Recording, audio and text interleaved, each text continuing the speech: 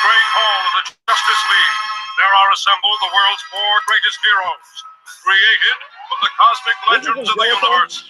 Superman, Wonder Woman, Batman,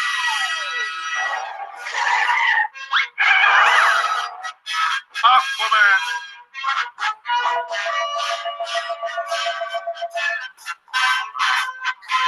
and those three junior super friends, Wendy, Marvin, and Wonder Dog. Their mission, to fight injustice, to right that which is wrong, and to serve all mankind. Yo, yo, yo, what's going on, man? This is Afi King, and welcome to Super Friends Sundays. If y'all in the chat, man, no secret watchers, y'all check in if y'all want this expert level game.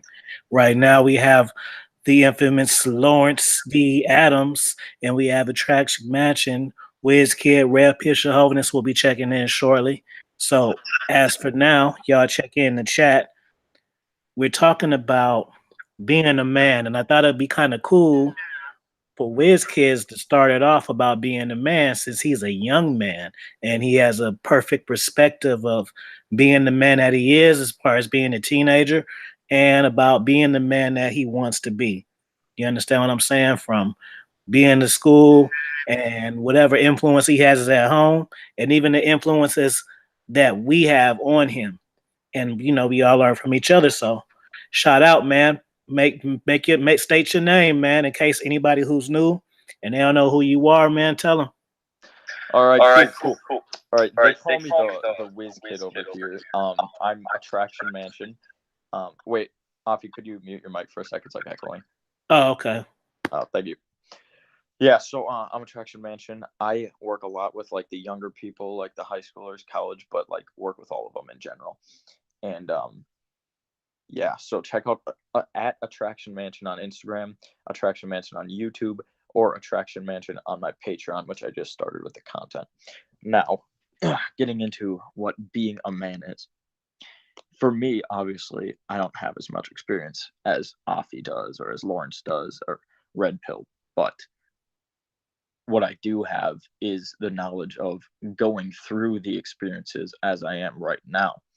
And the biggest thing to me when I think of being a man, quote unquote, is your ability and drive to improve yourself all the time. A true man is never going to be a stagnant guy. He's going to constantly be trying to improve himself in any way that he can to better his life for the future. That's the most attractive quality you can have. And then another thing when it comes to being a man that I've learned is you have to be able to state your mind. You don't want to be that follower that just like fits in with everyone else. Don't be that guy. If you have a thought on your mind, say it. People will respect you so much more. And that's where people come in with like the alpha male or the beta male and stuff. The people who aren't afraid to do that, those are quote unquote the alpha males. Like the guys who they don't care what other people are going to think. You should strive to do that. And what's going to happen is when you do that, people will respect you more, and more people are going to want to be your friends than if you were just a follower, because nobody is impressed by a follower. No one's like, oh, I want to be friends with that guy, because it's what everybody else does. Be yourself, because a true man isn't afraid to be himself. And that's something I've learned at a young age as a high schooler, because there aren't many people who understand that. Most high schoolers are insecure little twats. And I'm not going to lie, I was that way. I used to be. But then I started researching for myself and learning new stuff, working on myself, improving myself. And I've realized that life is so much easier now. So just make sure that you constantly are working on improving yourself, and you're constantly striving to be more confident than you are today. And however you do that, there are many different ways you can do that, but that's what I feel like is most important. And then also fixing your body language. A lot of guys have slouched over body language or like crossed off body language where they fold their arms all the time. That just comes across as being insecure. Don't be like that. To be a true man, just that kind of stuff. That's what I've learned so far. You see why we call him Wiz Kid? You see why that? You see how articulate he is for a teenager, man? He knows what the fuck he's talking about. He's like a game scientist, man. Oh, we over here live on Instagram too, just for y'all know I'm on the Instagram too. What up, T.O.? What up, Jonathan? Bam, what up, Jeff? What up, Johnny Streams? Andy Silva from Brazil, man. We got cross country shit. Roger Goss, what's going on? Leon, what's going on? King Solomon, True Light, what's going on, y'all? Y'all check in if y'all in there. So yeah, that was very well put, man. What do you got to say about that, Mr. Lawrence D. Adams? Put some respect on your name real quick. Where's Lawrence? He was here all early. Now he's on there. He on the phone cupcaking with his girlfriend because I heard him earlier. No, I was making plans, my good brother. You was getting that kingdom together? That's right. Getting that kingdom together. Hey, you know what? Actually, I think that's a good idea because first off, I want my man to get to 100, man. So everybody who's up in here, if y'all haven't subscribed to Lawrence T. Adams channel and Attraction Mansion, y'all need to go over there and just click subscribe, man. We'll give y'all like 20 seconds.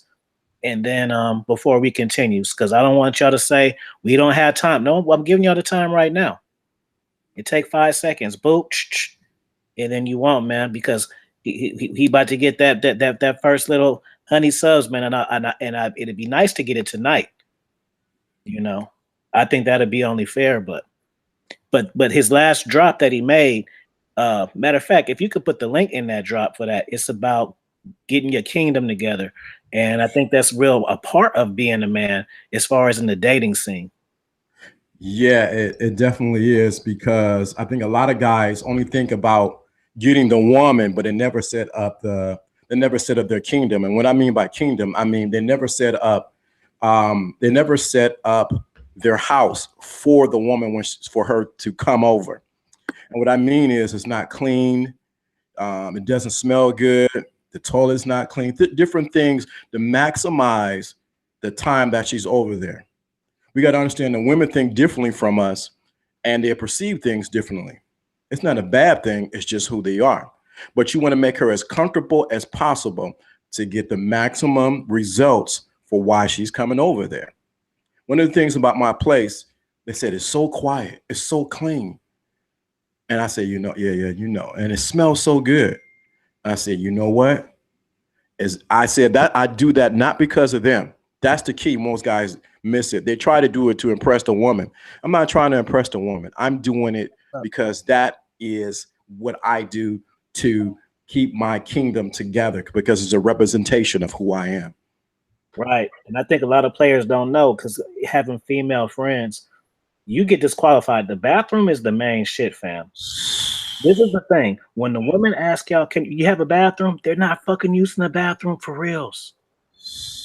They're not using the bathroom for reals, fellas. I promise you, they're not. They're looking at the side of that shit and all that. And what if they spend the night? That depends on your bathroom, man. Y'all might make y'all beds and shit and think y'all good. It's the bathroom. It's the bathroom. I'm telling you, it's the bathroom. Then what I do, I take it to another level, because I'm like my dude said, this expert level game. I lay the towel out. I lay out the washcloth, and I use Dove, because a lot of women are irritated by different soaps. You can't use the soap I use because they're a little harsher. So I have that set up. So it's already laid out in the bathroom, or it's on the bed. I'm just telling you, this is how you do it. I'm on mute and shit. Attraction Mansion, you want to add to that? Honestly, when it comes to the whole like setting up your kingdom, I can't say anything specifically because obviously I don't have my own place right now, but I would definitely agree that it would be a good idea to make sure that what you are presenting is clean and has a good smell, and that you don't have shit all over the floor like my room does right now. Like, you want to present yourself in a good way. Even you should do it for yourself, but if you know a girl could potentially be coming over, like, be prepared in advance so that you don't embarrass yourself later when she does come in and she's like, oh wow, this dad's a filthy dude, and then she just wants to leave. Like, don't ruin your chances after you got her that far by fucking up because your house doesn't look nice, you know? Right, man. Say that shit to after like 20 beats. You got 20 times before you start having shit all over the place. I'm telling you, it's a key factor. I'm telling you, when they come over my house, and I make sure this is another things, dudes, you have to make sure your sheets are clean. She about to lay down. She's seeing stains from other ventures that you have, and you got to make sure it's No because silk sheets. Huh? You said no silk sheets. You be sliding around. Oh, no silk sheets. Y'all better not ever. I get that silk sheets one time. I was sliding everywhere. I was trying to lay down the drill, and I couldn't get my grip in the way I wanted to. I said, you know what? It's time to go on the floor. Hold on. Hey, y'all on Instagram, y'all check into YouTube because I'm about to put my phone on the charger. So y'all come over to YouTube. Y'all know the channel. Y'all need to know. Well, matter of fact, now people starting to come in there again. I'll let y'all go a little bit. What's going on? He said, got hot pockets, crumbs all in the bed. Yeah, man. All type of spaghetti noodles and shit. Yo, can I start a little topic here? Go ahead, go. All right. I feel like a good topic to talk about is like in the past episodes, like we talked a lot about like how to get the girl attracted and stuff like that. But I feel like once we do that, like some guys obviously are going to want to take it to different steps. So some people are going to want to go have sex with her. Some people are going to want to try to build a relationship. Like, how do you, based on like whatever your end game, whatever your end goal is, how do you make sure that you keep the girl around to do that? What would you say? With these good ass questions, look at you. Look at this young host already asking good ass questions. So you saying how is it? So basically what you're saying is a lot of times the dating coaches and stuff focus on getting the girls when we need to be talked about actually keeping the girls, correct?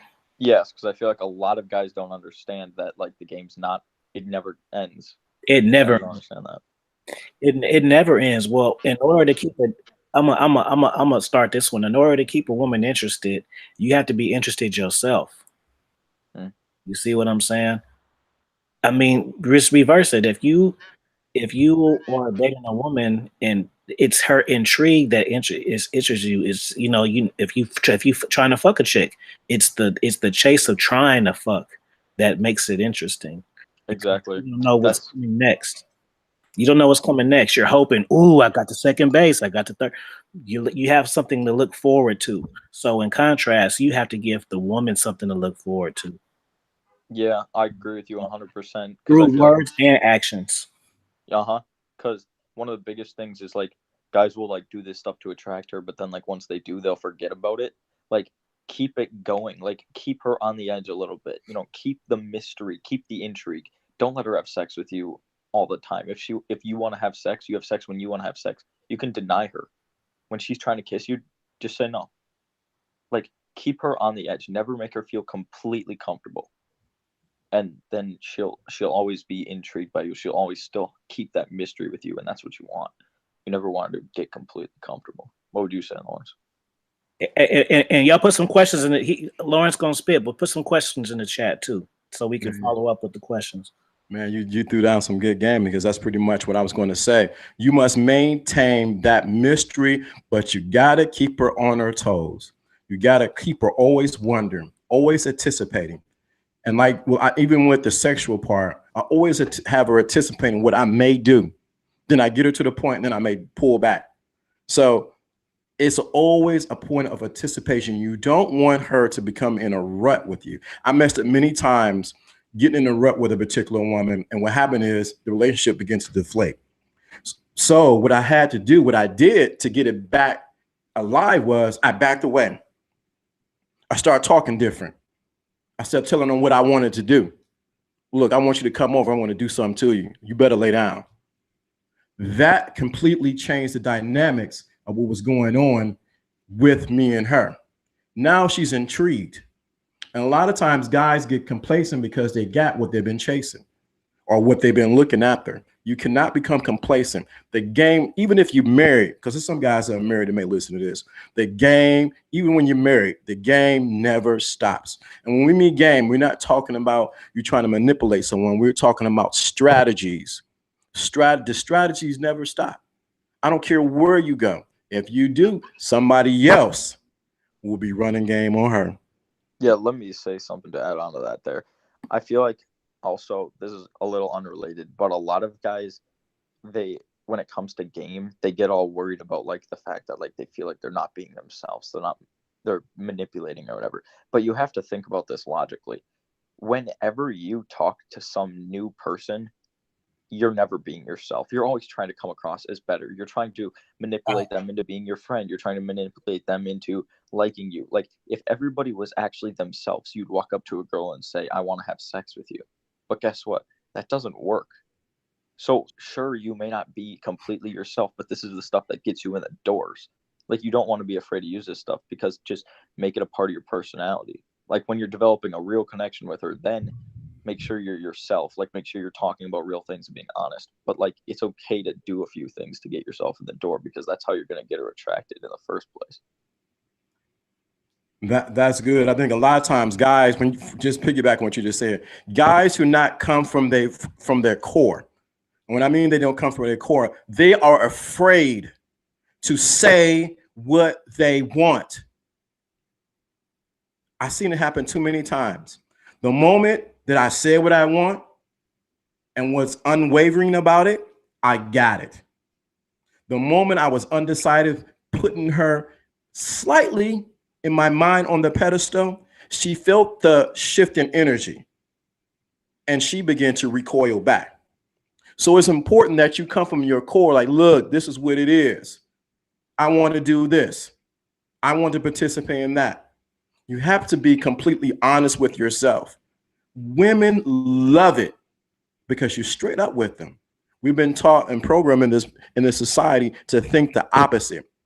And that is the reason why we have channels like that to deprogram you from thinking like that.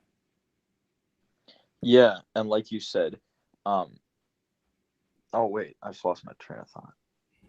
Wait, what were you just talking about? About the programming. So the programming, you got to deprogram yourself, but you need to come from your core when you're approaching women.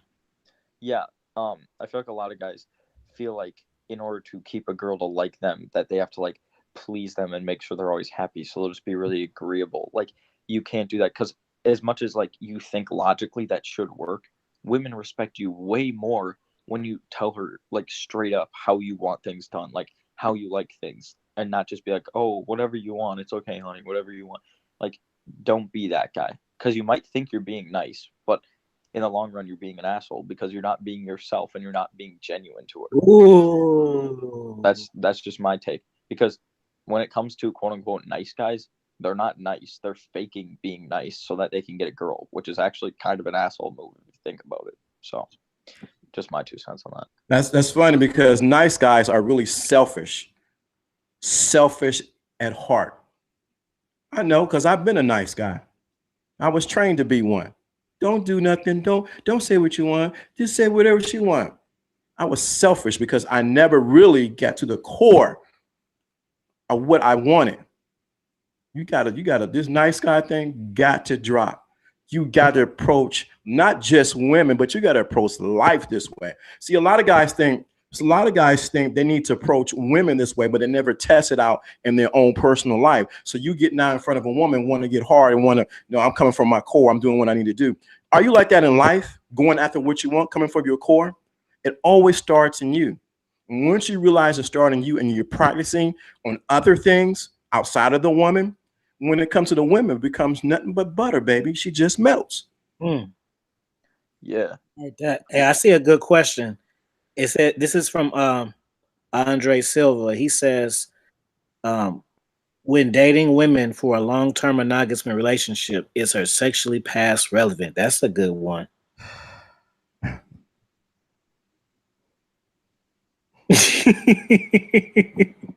So attraction matching. If you meet a girl and she's fine and she's bad, okay, say the finest girl in your high school, right?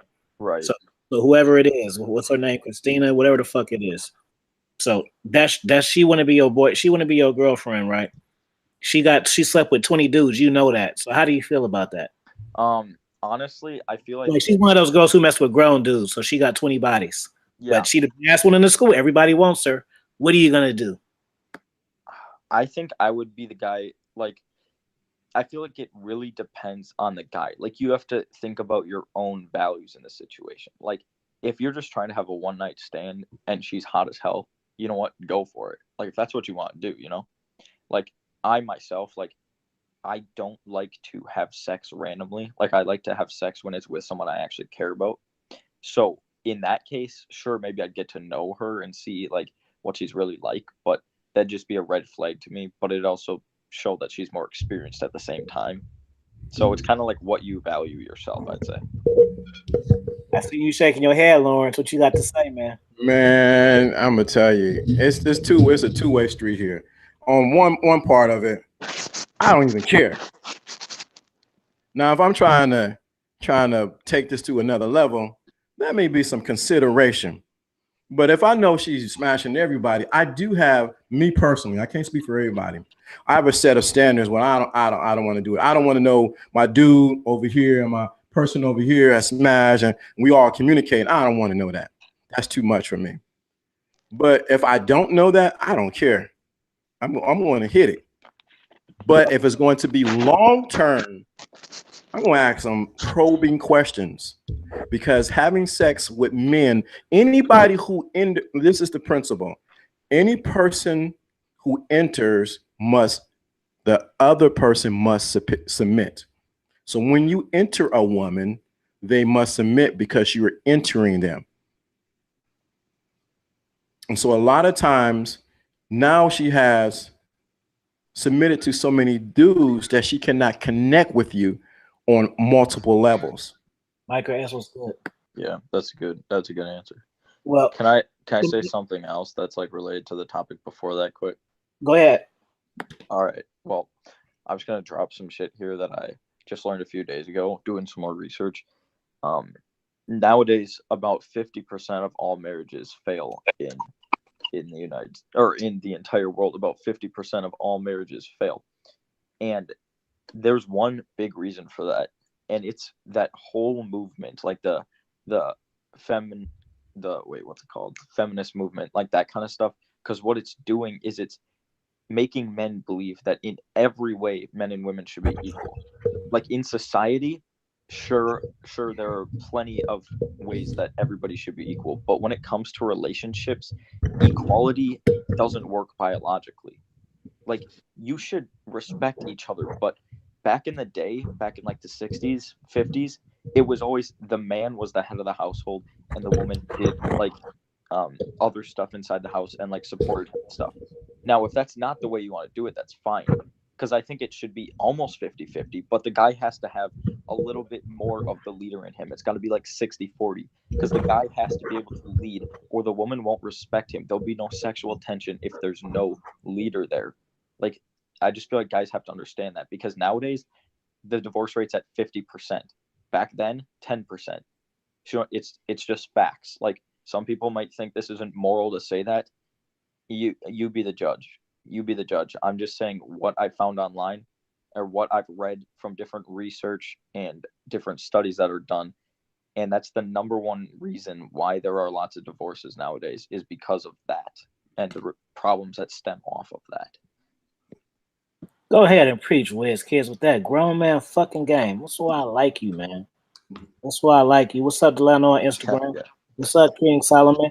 My man, Red Pill Chauvinist just popped in. We talking about being a man, man. Chime in. Introduce yourself to the people, man, if they ain't heard you. Is that me? Am I on? You on, baby. Good time? You on.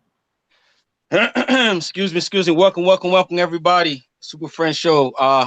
Lawrence, what up? WizKid, what up? Afi, what's up, man? Pardon me for being so late. But I am the Red Pill Chauvinist. I'm braggadocious and very humble.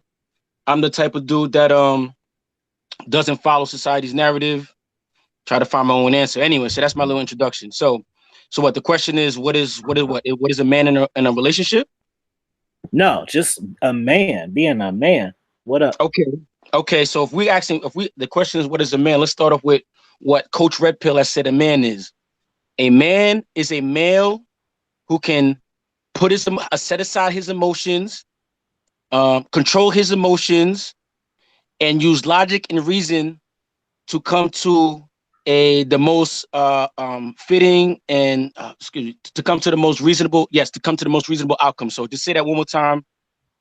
A man is a male who can set aside his emotions, control his emotions, and use logic and reason to come to the most sufficient outcome.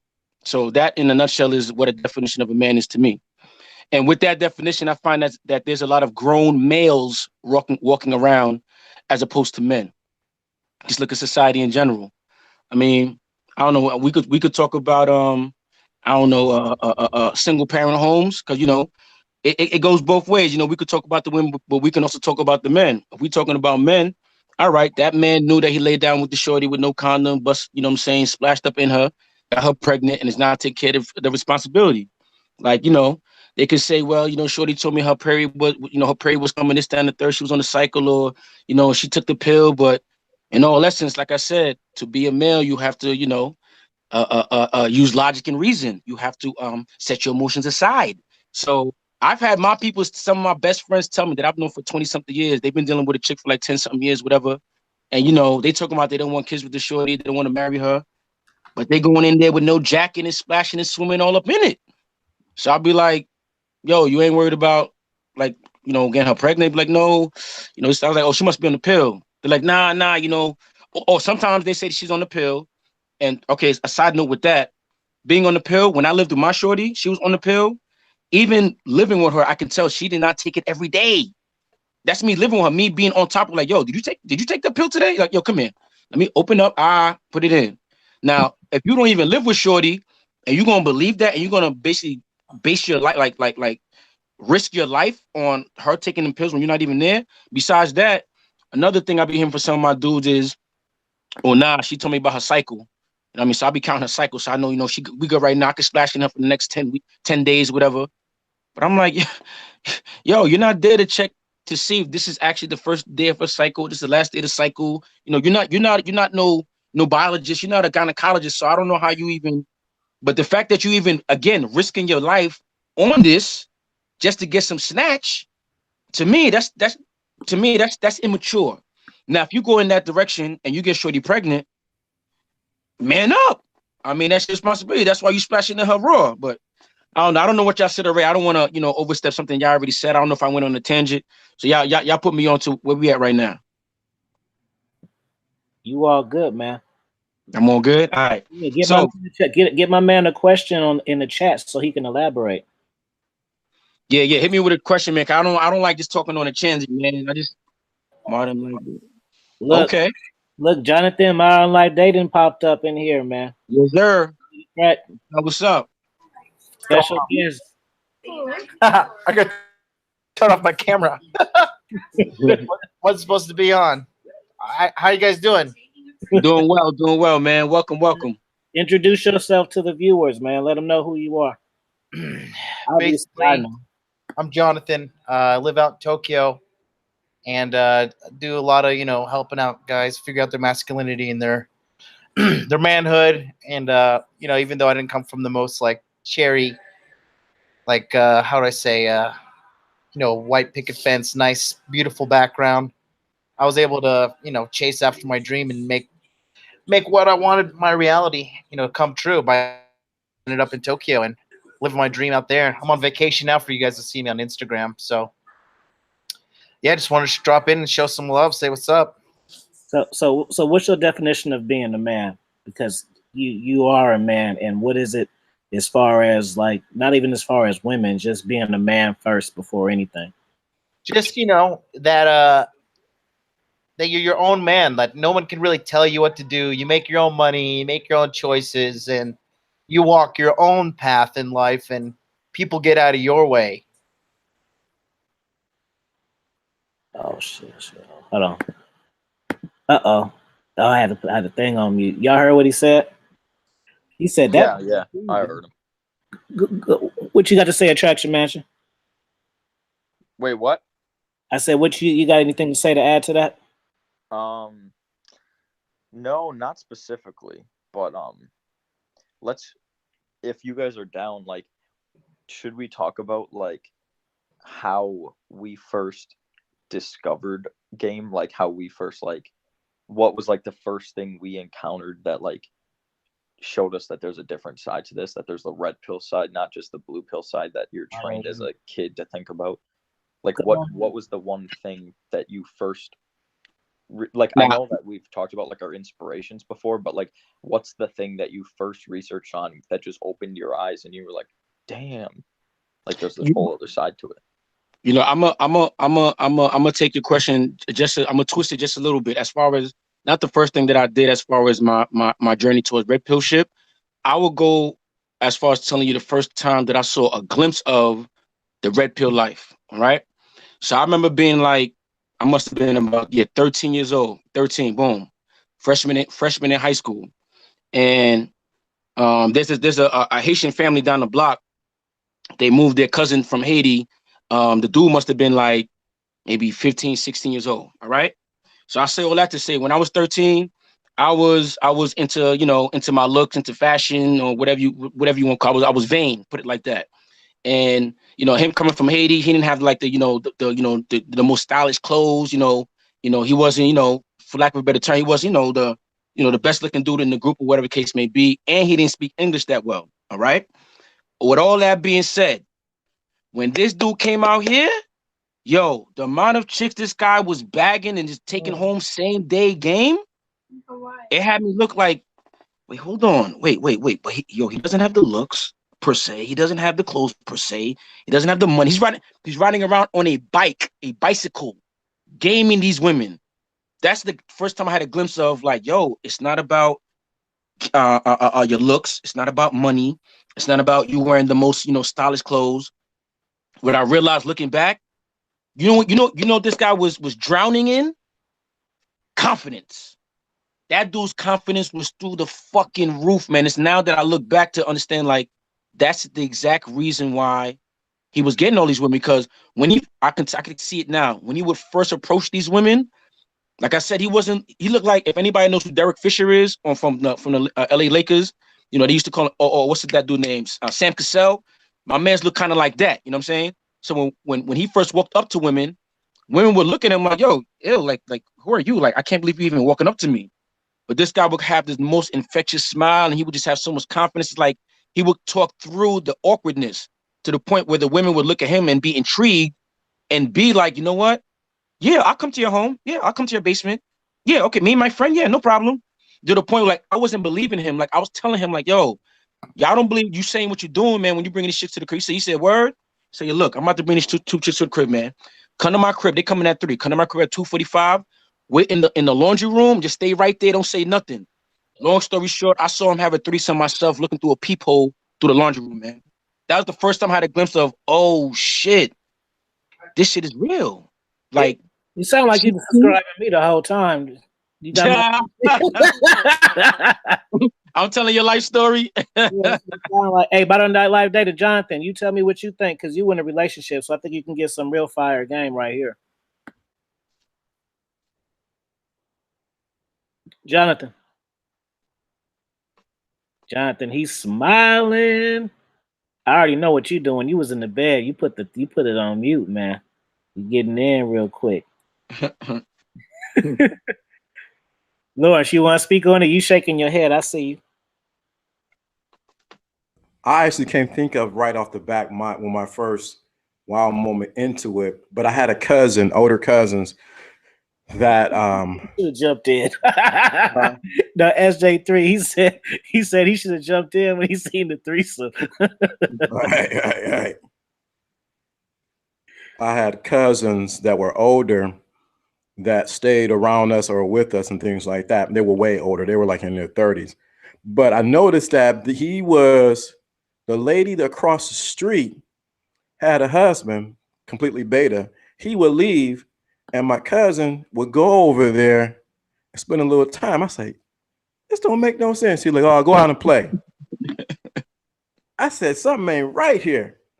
Then old buddy would come back with the car, and my cousin would go back to the family house, sit there, eat some food, sit on the top porch and watch him, not knowing that he had just knocked off his wife.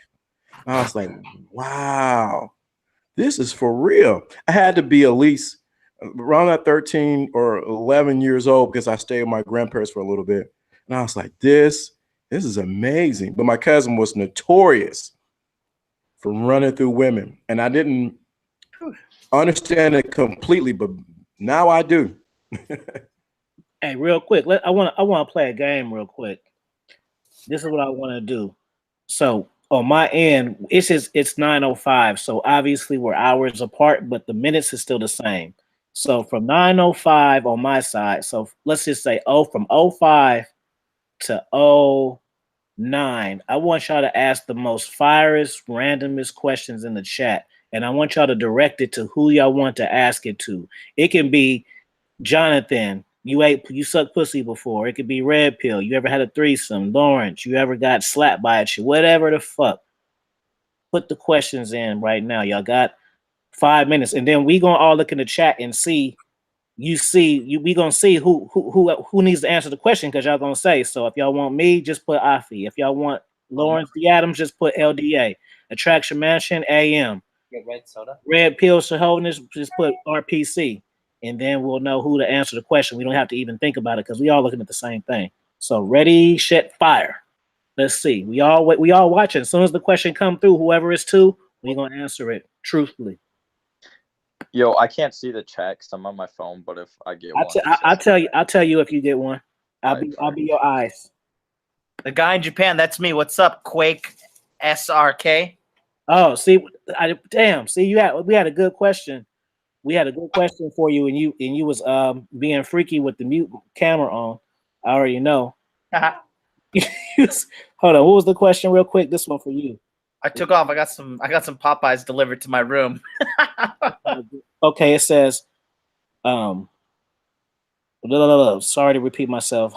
How does it basically he wants to know, does being in a monogamous long-term relationship, does the body count matter to you? Yeah, for me, yeah. If I'm gonna keep them. And does it? And do you think that if she has a high body count, that it affects her ability to be faithful, or is it just like people change? Like, what do you think? I think it shortcuts their chemistry. I mean, there's science behind this. I see SJ Attraction Mansion, but I didn't see your question. Let me see. You said his name, but I didn't know the question you wanted him to ask. Yo, Afi, there's a question there for you, man. It says, how did you develop your mouthpiece? You don't want my answer, man, because I always have mouthpiece. I know it's a cheat sheet, but I'm telling you, man, and you know what's funny though is me teaching kids. I can tell which kind of kid I was by the, you know what I'm saying? Like, obviously we didn't have smartphones and video cameras when I was 6 and stuff like that. But now that I'm grown, I can identify personalities that I had with the kids. Like, man, I know I was just managed like that, because the kids in the classroom are all the same age, but they're so different. So I was always a very charismatic, likable kid. Always. I always was a leader. People were like, what y'all want to do? And maybe, like, it was always like that. Now, when it came to girls, my attraction had to grow for girls in order to use the mouthpiece. Because before I was young and women liked me, but I didn't really care for them. I like riding my bike and shit. You know what I'm saying? I wasn't one of those thirsty ass kids who was trying to get laid at like 10 and shit. Like, I didn't care about pussy at first. But that's to answer your question. Babe, can you get fork? Yeah. Restaurant. This one for Lawrence, and then SJ. What's the question that you have for Attraction Mansion? Because you just put his name, but you didn't ask the question. But hold on. You say you're a bad motherfucker, Afi. Yeah, you're right, Mike. I am a big kid at heart. That's why I do what I do. But Lawrence, you see your question? Okay. Yes. Lawrence got one, and then Jonathan, you got one after that. Let me read the question. It says, Lawrence, while executing your best game, give us an example of a woman that confused you on her reaction or non-cooperation to your game when you thought she definitely would. Wow, man, I got to really think about that. There's been man, that's you had a good question. I think it was a time where it was this young lady that I was trying to talk to, and I thought because all the context, all the clues and choosy signals that she was giving, that she was down with my program. Later on, she flipped it and said, you know what, I just see you as a friend. So I had to go back and reevaluate my game and what I said to cause her to think that I wanted to be her friend. And then when I looked closely, it was something I said and the energy that I was giving off that actually gave her that perception. So once I changed those one or two different things, my whole interaction began to change. So that was one example I actually had. Good shit, good shit. And it says in this one, so I got Attraction Mansion first, and then Jonathan. The Attraction Mansion one, he asked, SJ3 asked, have you ever been with a woman twice your age, or have you been approached by one? By a girl twice my age? Or are you even into that? Or have you thought about like dating older chicks or what? I would say I've never really thought about dating anyone that wasn't like still in high school. I mean, actually, there was this one college girl I flirted with for a little bit, but I never went like way outside my age range. I mean, I won't be against it in the future probably, because I mean, older women have they have some different qualities that younger women have, but like good credit scores. Say that again. Like good credit scores for those older women. Right. Yeah. And they got money and stuff. They're not just going to college or now, you know. But like, I don't know. I'm more of like date my age, maybe a little younger, slightly older, but I'm not like I probably wouldn't date anyone that's like double my age now. All right, that's what's up, Jonathan. Let me see your question real quick. Hold on, let me read it. Or did you see it already? Yeah, I think so. He said, how do you select a woman for a long-term relationship? Y'all get hey, ask some personal shit so y'all can really learn, not just, you know, because you can learn from us by asking the right shit. So don't always ask what you should do. Should I do this? What do you think about this? Like, no, ask like the personal shit, and then you can learn from our experiences that way. I mean, for me, for what I decide, like, what is a good keeper? Like, you know, my girl right now, she lives in the goddamn middle of the fucking woods of Japan in a rice field.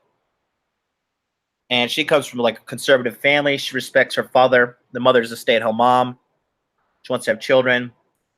And she's not one of these city girls like with her head caught up in the social media and, you know, chasing after like, you know, consumerism and all that shit. She actually has a fucking brain that's not, you know, so like an NPC normie, like your basic bitch, basically. So for me, if a girl hasn't been ran through, first and foremost, and she comes from a decent family, you know, those two things right there are pretty good. You know, ideally not a non-divorced family where the father is still like respected and he's the leader, because that's what she'll look for in her man. Good shit. Red Pill, you got your question. Yes, sir. I want to thank Andre Silva for that question. I love that question, man. The question is, do you believe men and women are equals? Are you an egalitarian? If not, what makes us different for you? All right. Do I believe men and women are the same or equals? Absolutely not. Fuck no. Okay. Absolutely not. Okay. Just in case you didn't hear me the first two times. Absolutely not. Now, equal and balance is not the same thing. I do not believe women and men are equal. All right. For what reasons? I mean, it's simple. Sometimes I compare it to like a cat and a dog. If I were to describe an animal that walks on four legs, is furry, has whiskers, you know, can be domesticated, you don't know if I'm talking about a cat or a dog. But a cat and a dog are not the same thing, you know. As far as men and women, like, I mean, yo, it's so obvious to me. It's like I almost have trouble answering the question because it's almost like that wide open shot that you have that when you wide open you can't even make. So nah, come on, men are stronger physically, like, you know, men are less emotional. Like, I mean, I really don't want this to be like, you know, some woman bashing type of question, but I can answer simply like that. Just on put it like this. When I have this conversation with women ask me this and I give that answer and they, you know, they try to debate me. What I say is, if you were in a situation and you needed the police, would you rather a whole police force of men coming to save you or a whole police force of women coming to save you? Same with the fire department.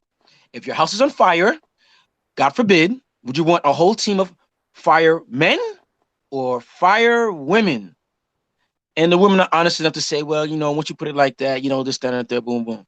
I would put a side note. I work in the healthcare field. God forbid anybody here needs surgery. Please go with a male surgeon. Just trust me on that. Women surgeon, you think we should do this or should we do that? You know what? I gotta go pick my kids up. You know, we're not gonna do that. Let's just, yeah, I'm serious. I'm not the male surgeons. Yo, we got shit. I gotta pick my kids up. Yo, call the wife, man. Tell them I can't pick the kids up tonight. They're gonna have to find somebody else. I'm not lying. So so that answers the first part. Are we equal? No, we're not equal. What makes me different? All right, we can go. If you haven't read the Manipulated Man, in the Manipulated Man, it simply states that men are more intelligent than women. When people debate me on that, one of the first questions I ask is, all right, you know, women have been free, you know, as far as like, you know, women's independence, feminism since at least the 70s. So that's about what, 30 plus 20, about 50 years now, right?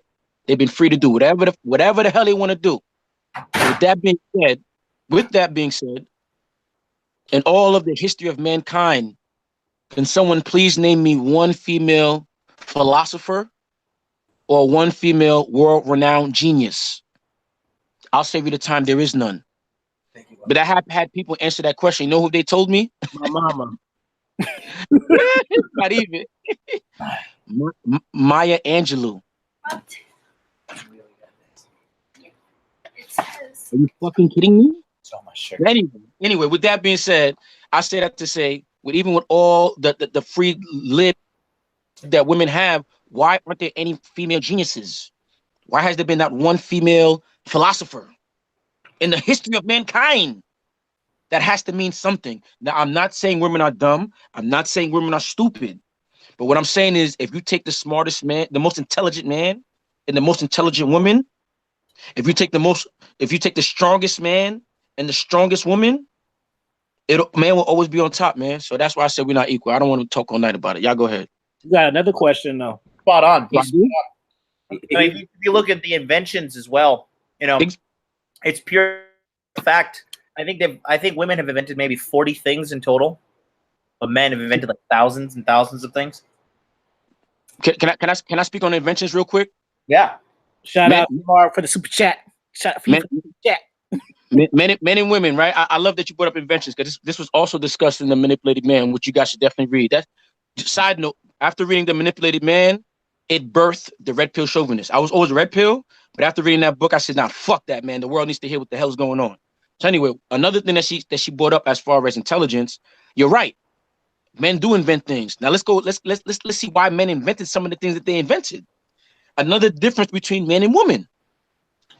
Now, fellas, if you had to be home all day and all you were allowed to do for whatever reason, all you were allowed to do was wash dishes, vacuum the house, and dust the house. That's all you're allowed to do day to day, every day, whatever the case may be. You'd probably fucking go crazy, right? Crazy, mad. You'd be like, oh my God, I want to shoot myself. Now, because men have this mentality, when they look at, now I'm talking about back in the 40s and 50s before they had all these, you know, inventions that we have now. Back in 30s, 40s, and 50s, they didn't have all these quick fixes for the housewife. So as a man, you would think, oh my God, if I had to do that all day, what my housewife have to do, I'd shoot myself. You know what? Let me make my wife's life a little easier. So they go and invent the dishwasher. They invent the microwave. They invent the microwave dinner, just so that the woman isn't always on their feet all day, so that she can have time to do other things. And they're thinking that the other thing that these women would be productive things. But no, as you found out, once they created the microwave, the washer and dryer, and so on and so forth, what did the housewife do? She started shopping, and more shopping. And then what she do? After she did that, then she decided, you know what? Women's lib. I want to go out and work now. All right, so now not only are you not taking care of the home because the washing machine, the microwave, and all that is already taking care of all that, taking all that, the vacuum and everything's taking care of all that. Now you want to go to work. So the question is, who's taking care of a little baby girl, little baby boy? That's a whole different topic, man. But what I'm saying is inventions were created in some instances to help the woman to give her more time to do other things, not knowing that these other things would be doing her hair, watching the tabloids, and basically, filling her mind full of shit, man. All right, man, that's dope, man. You on fire because I see you got another question, and then I see Lawrence Adams got a question too. It says, "Do you?" Wait, can I chime in here quick? Oh, go ahead. Go. Yo, I just got to dip. I got to go to bed because I got school in the morning. But I appreciate all you guys. That's his purpose, man. Yeah, just gotta get in the grind. But check out @attraction_mansion on Instagram, Attraction Mansion on YouTube, and Attraction Mansion on the Patreon. I appreciate all you guys. I'll see you next week. Yes, sir. Just put peace out, and you said you can't do it. Yeah, just put on the chat and then type it or some shit, so then they can just see it. Oh yeah, I don't have the chat. I don't know. I can never figure out the chat. Like, it's not on my phone, so it's whatever. It's actually the button to the right next to the dislike button. Just FYI. The button to the right of the what? Dislike button. When you get off, you just get back on. You'll see it as if you're watching it. Okay. I'll subscribe to my man, Attraction Mansion. Just type in Attraction Mansion on YouTube. Bam, you see the logo. Type in Attraction Mansion on Instagram. Boom, it's a different logo, but it's it's gonna be him. All right, I'll see you later, guys. Thank you. All right, peace, brother. Peace. Go ahead, Lawrence. Looking for the question. I don't even see it. It said it's from Young Soul. Okay. It says Red Hat, what do you do when a girl is literally punching you? Is it because she's emotionally wrapped into you, testing your masculinity, or is she just an abusive chick? RKO out of nowhere. First off, keep your fucking hands off of me, bitch. Right. That's pretty much it, dude. You never, ever allow a woman to put her hands on you in an abusive way. You must value yourself at such a high degree that she even thinks about it, she begins to tremble because she knows that if she does that, there's consequences that can be played out. So ain't no talking about what to do if she punches you. Now, if she's punching while you're having sex because it's so good, okay, that's a different scenario. But she's punching you for another reason. No, you're not going to put your hands on me like that, because if you start one time, it's going to happen again. And the reason why I say that, I've been there. My second wife did that. She put her hands on me. What I did was I said, listen, I'm not going to fight you, but you're going to have to lay down right quick. I will do what? You got to lay down. So what I did was, she didn't know I got moves. I laid her down. I said, you need to stop. Get a hold of yourself. I did not hit her. I did not try to abuse her, but I laid her down and said, calm down, because I'm not the one. Hey, I'm about to get some of R. Kelly tricks, man. Yeah, he was fucking people up, man, but he got some shit you can use, because that nigga was a beast, man. He had their minds, body, soul. Goddamn, like moms was kidnapping them, having to kidnap their own kids. They was sneaking back to him, like, bruh. Jonathan, you want to touch on that? Sorry, man. I'm just laughing. I'm being fucking slob over here.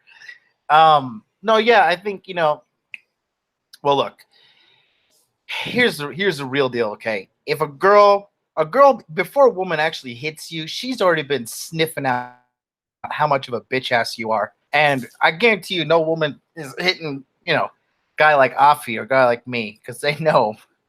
I mean, I think, my girl now knows if she hits me, oh, buddy, that's a tree she doesn't want to be barking up, and she knows it. But so I think these girls that hit you, they already kind of punked you out mentally, so that's already a red flag in my opinion.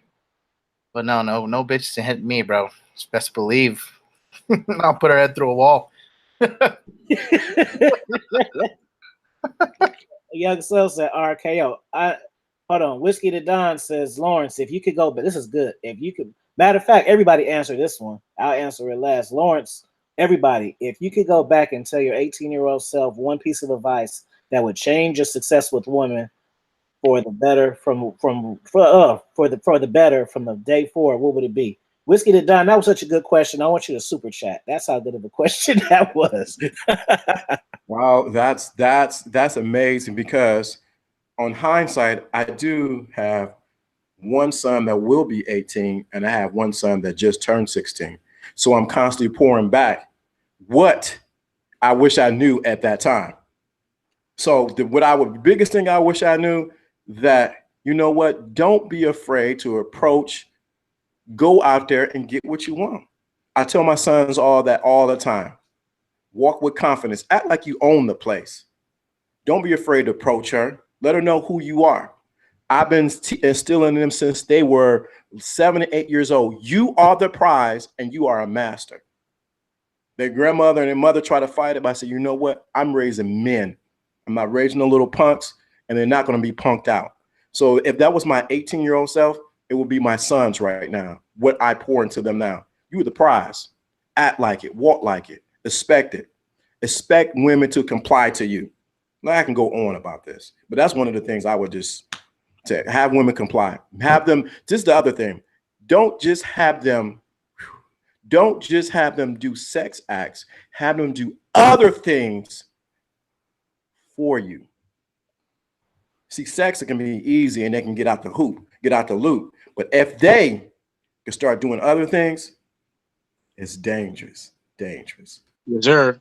So I'll piggyback off that. I would say make sure that you have women. If I could go back to my 18-year-old self, number one thing I'll tell myself is don't fear rejection. Embrace it. Like that shouldn't be something that's even a thought in your brain. Like he said, know that you're the prize. And lastly, I would tell myself, make sure that the women that you deal with invest in you. Because once the women invest in you, game over. That's why when a woman catches her man cheating, she doesn't leave him because she's already invested whatever she's invested in him, and now she's looking at the other woman as competition. So I would basically learn how to use the jealousy button on women and learn to have women invest into me so that I would have to do less work, sit back and just let them do all the work and compete for me, the prize. Good shit. Jonathan, you want to touch on that? Hold on. Let me say something to that. Can I say something right quick? Hold on, Jonathan. Prior to us even getting on this live, what was I doing? I was on the phone, as my dude said, I was cupcaking, having a woman plan out my trip in March. He talks so epically, don't he? I was on the phone. having her plan out our trip for March. Where y'all going? Tell Anthony Conrad Peel. Couple destinations. Got to see Jamaica, maybe Jamaica, New Orleans, or Cabo. Nice. Go ahead. You was about to start talking. Go ahead. For me? Yeah. Oh, I was just saying nice to that man's travel destination. Sounds good. What was the question? If you can basically talk to your 18-year-old self, what would you tell yourself? Oh, fuck. Buy a shitload of Bitcoin and sell at 20,000. Just to get rich. I'm just at that point now in my game that the only roof that I can really pass through now is like fame or massive fortune. Because that's a whole new level of game as well up there. Like when you just have, point and come with me, pick up skills. That's the next level I would like to achieve. Just for the fuck of it, just to see it, just to see that level. I don't know if that makes sense to you guys, but the certain level of game that comes with having a certain amount of money or fame. It's just like I've seen it. It's fucking unreal. I think that's just pure confidence, man. I understand exactly what you're saying. I'm gonna use what you just said to answer the question for myself. Okay. If I could talk to my 18-year-old self, man, I would really just have really focused on myself and spend less time chasing women. That way I wouldn't play catch up like I am now. Yeah, I'm fine. Yeah. But if I would have took if I would have took all that energy and all that chasing pussy and put it towards myself, I'd be twice the man that I am now. And it took for my life to actually have retrospect to acknowledge that. Yep. You know what I'm saying? No, that's where it's. I mean, I think most guys kind of grow out of it too. Like, you know, it kind of gets to the point where you're just like on autopilot. You're on a day, you're like, okay, she's gonna say this is gonna happen. She's gonna pretend she's not interested, and then boom, I'm in there. You know, and it just kind of gets a little boring. And then you're like, I want to just, you know, that's why I teach guys, because I want them to move on with their life. You know, just get this shit handled. So, because when you like, the reason guys like us are so successful with chicks is because we're just like, we realize it's so easy to get them, so we don't really value them too much. And then we're able to focus on other things in life. Like I'm focusing on building my digital marketing business and, you know, just learning how to get paid by just playing video games, stuff like that. It just opened my mind to achieve new and exciting things rather than just, you know, chasing ass all the time. Because after you've been with, like, I would say after you've done it 50 times, 50, I would say pretty much stays the same. I mean, you get a few little variables here and there, but it's pretty much the same thing. Yep, So. same thing, different shit. Yeah. I see a countdown going in. SJ3 asked me a question real quick. He said, do I think that red pill knowledge cats should refrain from hitting up the strip clubs? I think that depends on your personality. It's just like anything else, everything in moderation. For instance, like I know how to watch porn and not go crazy with it. You know what I'm saying? But some people, they can't handle it. Yep. They just everywhere. They getting their hands ready as soon as they walking up the stairs. They about to whack their shit. You know what I'm saying? But me, like I whack my shit if I got a new one. If I got a new chick, I whack my shit first. That way, I'm already done bust a nut, so I ain't really tripping. It's gonna make me more bold because I done already got what I want without her. So I'm quick to be like, say she come over and I done bust a fat nut, and then she comes over and she's on that bullshit. I'm gonna be like, bitch, get up out of here. Yep. I'm already tired anyway. I'm already ready to go to sleep. Why are you so tired? I had a long day. No, it's just because I finished busting a nut. That's why. So yeah, man. If you can handle the club, like it just like me, I don't like the club because it's just like I gotta spend a gang of money for a gang of motherfuckers, and the bitches inside of the club act way different than in the club than when I meet them outside of the club. Yep. You know? Yeah, like that God complex. Mm-hmm. So that's my answer. Come out of that. Gotta look, listen, bitch, you're a fucking stripper. Don't get it twisted. We'll go on for another 28 minutes. So I suggest y'all ask some fire questions, shit that y'all burning to know. Yes, sir. Get them on here. Hey, I gotta say this. I went to one strip club, and that was in Atlanta when I lived there. Gold rushes.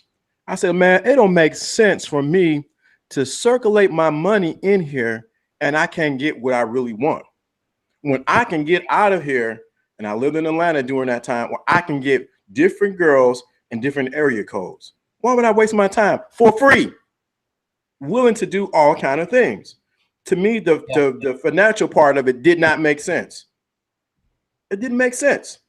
So that's just my spiel. Some people think different, but it didn't make financial sense for me to give a dollar here. I think you're spot on, dude. I think it's a low level question. I mean, for me, I just don't see the purpose. I think it's a negative ROI for me to go to strip club. Like, why? I'm paying to get blue balls, and when you know what I mean, I can just get it for free in an hour over a cup of coffee. So why deal with anything else? Like, I don't get it.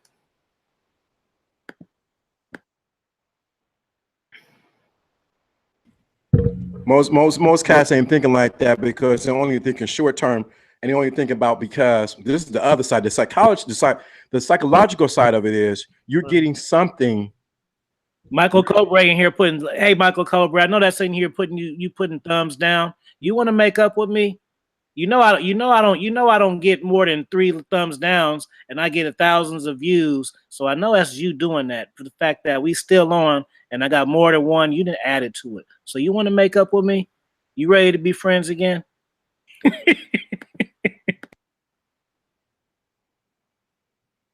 Go ahead, man. Yeah, it just didn't. It just to me, it didn't make financial sense to actually do that, to actually circulate that money like that. Then also the psychological side of it is this: you're actually entering into a fantasy with this woman, not getting the interaction that you really want, and it's not worth it. I'm not saying, but if you want to do that, I am not. Go ahead, knock yourself out. But once you understand the psychology of the stripper, baby, is a whole different level. One of my dudes dates strippers, and he has a game with them that's completely opposite of what you do with what you think you would do with strippers. You have them pay for everything. He doesn't try to sexualize them. He makes them. It's pretty much this simple game. He makes them do things for him. What? Oh, okay. That's what's up, man. Somebody asked, who's this? Raz Excellent. Does being introverted affect game? No, because I'm introverted. Y'all just don't know it. I'm just very social, but I like to be left the fuck alone sometimes too. So I'm gonna say no, but y'all can say what y'all want to say. Mario's dope. You just gotta practice, dude. Practice. Put the hours in. Put the hours in. All of us here have put the hours in. There's not a motherfucker in here has not put the hours in. If they say that, they're lying. Too many fucking hours. Yeah, you gotta put the time in, man. This is like, the dude was talking about psychology. That's what this is really, getting into the understanding of the female mind, like not like in a like a university degree sense, or like, oh, how can we prove this in a scientific study? Like, we're like pioneers in this shit, like figuring this out and transferring it into a verbal context or written context. Because there's nobody really doing this. Like, there's these dorks in the labs and stuff, and I know because I have my bachelor's in science and psychology, so I see what they're doing behind the scenes, and it's just slow and outdated way of collecting data. I mean, they do it, but what we're doing, like actively explaining the mindset of females as well as the mindset of the hunter to get them. I mean, this shit is high level stuff. It's just we're not really accredited, if you will. We don't have like official governing body over us saying that we're a source of authority. So you have to kind of take it, take it or leave it, kind of like option you have there. But I mean, if you can pick up this stuff, dude, the quality of your life is going to go up minimum 50%. If you can really pick up game and just figure out how to get this women stuff, because then it gets so easy. Like now I'm more thrilled with like hanging out and getting Uber Eats than I am like going on a date or anything like that. I've got it mastered. I'm just moved on to other things in my life. And that's, like I said, that's the main reason I do it. Just to help guys just to move on. It's a learnable skill. Right. I see a question from Andre Silva. To me, it says, do I believe in ancient history, philosophy, and even religion texts like scriptures can be useful for you to increase your red pill knowledge? And do I believe in ancient wisdom? I know you probably thought you stumped me with that question, but I'm going to give you a better answer and a different answer than you think that I'm going to give you, right? So this is the thing. What's the name of my channel? It's called Dominance Mindset, right? So I named it that for a reason. If you don't have the mindset for anything, you're not going to get anything. Once you have the vision and you have an abundance mindset, you're going to get game. You see my channel, I get y'all game from movies, fucking Fist of North Star, cartoons. I could watch an episode of Family Matters and break down game in that fucking episode. So you have to have the mindset to see it first, whether it's a book, whether it's scriptures. Your mind has to be ready to accept and apply this shit. So yes, I believe in history and all that, but what I'm saying is that's not the go-to. You can read all that history books in ancient scripts. If you don't have the mindset to apply the game to your life, it's not going to matter. I can give you God's Bible to the game. He can send it down from me, from heaven right now. He's sending it down from heaven. He landed in my hand. Wow, this is all I do. And this is okay. When I meet a girl, I say this first. She says this. I say, I have to believe what I say in order to get results. You know what I'm saying? And when you really have the vision, you'll see game. You'll be at work and you'll see the way women are plotting on the manager. Like, ooh, girl, you see the new manager? You have to have the vision to acknowledge all this shit. And then game is going to be everywhere. Game is going to be at work. Game is going to be in your sleep, in your nightmares. Game is going to while you're driving. You're gonna be driving, and you're gonna see, look at this car, cut him off because he's trying to get there faster. Bam, that's game. Yep. You got to have a mindset first. So Like Cat Williams said it best, man. In this life, it's pimp or be pimped. And that's fucking true, man. That's true in all things.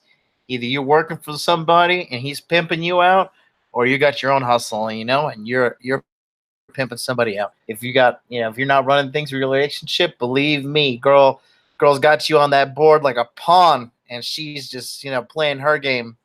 So, you gotta, that's what being a real man really is being in charge of your own life, being in charge of your own destiny. A lot of guys giving up the whole trying to work for yourself thing. That's like the most fucking manly thing you could do, is work for yourself and be like, look, it's my company. When I had a really successful Airbnb last year, when it got to the point that like people were coming, and if they treated me like shit, I was just like, look, fuck off. Like, you're not allowed to stay here. I don't like you. And somebody else will come because I built up such a great business. I think that's a big part of being a man as well. Is like, self-employed. But yeah, like I said, it's pimp or be pimped in all aspects of life. And you'll learn that initially with game, but then you'll start seeing in business. You'll start seeing what people like, our guy, Vince McMahon and Dana White. Those guys are fucking pimps. Facts. In the fucking business world. Vince has got no fucking friends. Vince just wants blind allegiance. He wants loyal, like brainwashed hoes. That's what Vince wants. Same thing with Dana. And when they turn around and bite the hand that feeds them, he fucking lays it down on them real hard. He pimp slaps them good. Fact. So that's when you start learning the game. Initially, just between you trying to get your dick wet with some girl, but eventually you start seeing it in war and business, pop culture, politics. You'll see it everywhere. Right. Red Pill, you want to take this next question and we can all get it. It says, how to improve the mindset to make the game part of who you are as a man. That's a great one. We can all take this one, but Red Pill, you started off. Red Pill. Red Pill. You here? Red Pill. All right, Lawrence, you want to take that? Yeah. Sure, no problem. The biggest thing to improve your game, let me make sure I got the question correct. What was the question again? What is the mindset? Hold on. How to improve the mindset to make game a part of who you are as a man? Good question. It was funny because I was going to segue into about the religious part and ancient science and all like that. I've studied that, got a lot of certificates, whatever the case may be. But the mindset is the first key component. You must visualize yourself as being that first. See, a lot of guys want something but have not become it. So once you become it, you actually begin to attract it to you. So your mindset is very important. Your mindset also gives off vibrations that women can pick up on. So your mindset, you may not think they pick up on the nuances that you're thinking about, but mindset is that important. So a lot of times, a lot of guys have a defeated mindset before they even leave the house, and they're wondering why it's not working with them. When I go out, like I went out Friday, I have the mindset I'm going to have fun, and I'm going to meet a couple. I'm going to have a good time. I don't try to force it, but I see it already. I play it in my mind. So when I go out, it just happens. I don't force it. I allow it to happen. Sure enough, red bone came in my face. I began to holler. Now, then the next day at the grocery store, I did the same process. That's the main thing.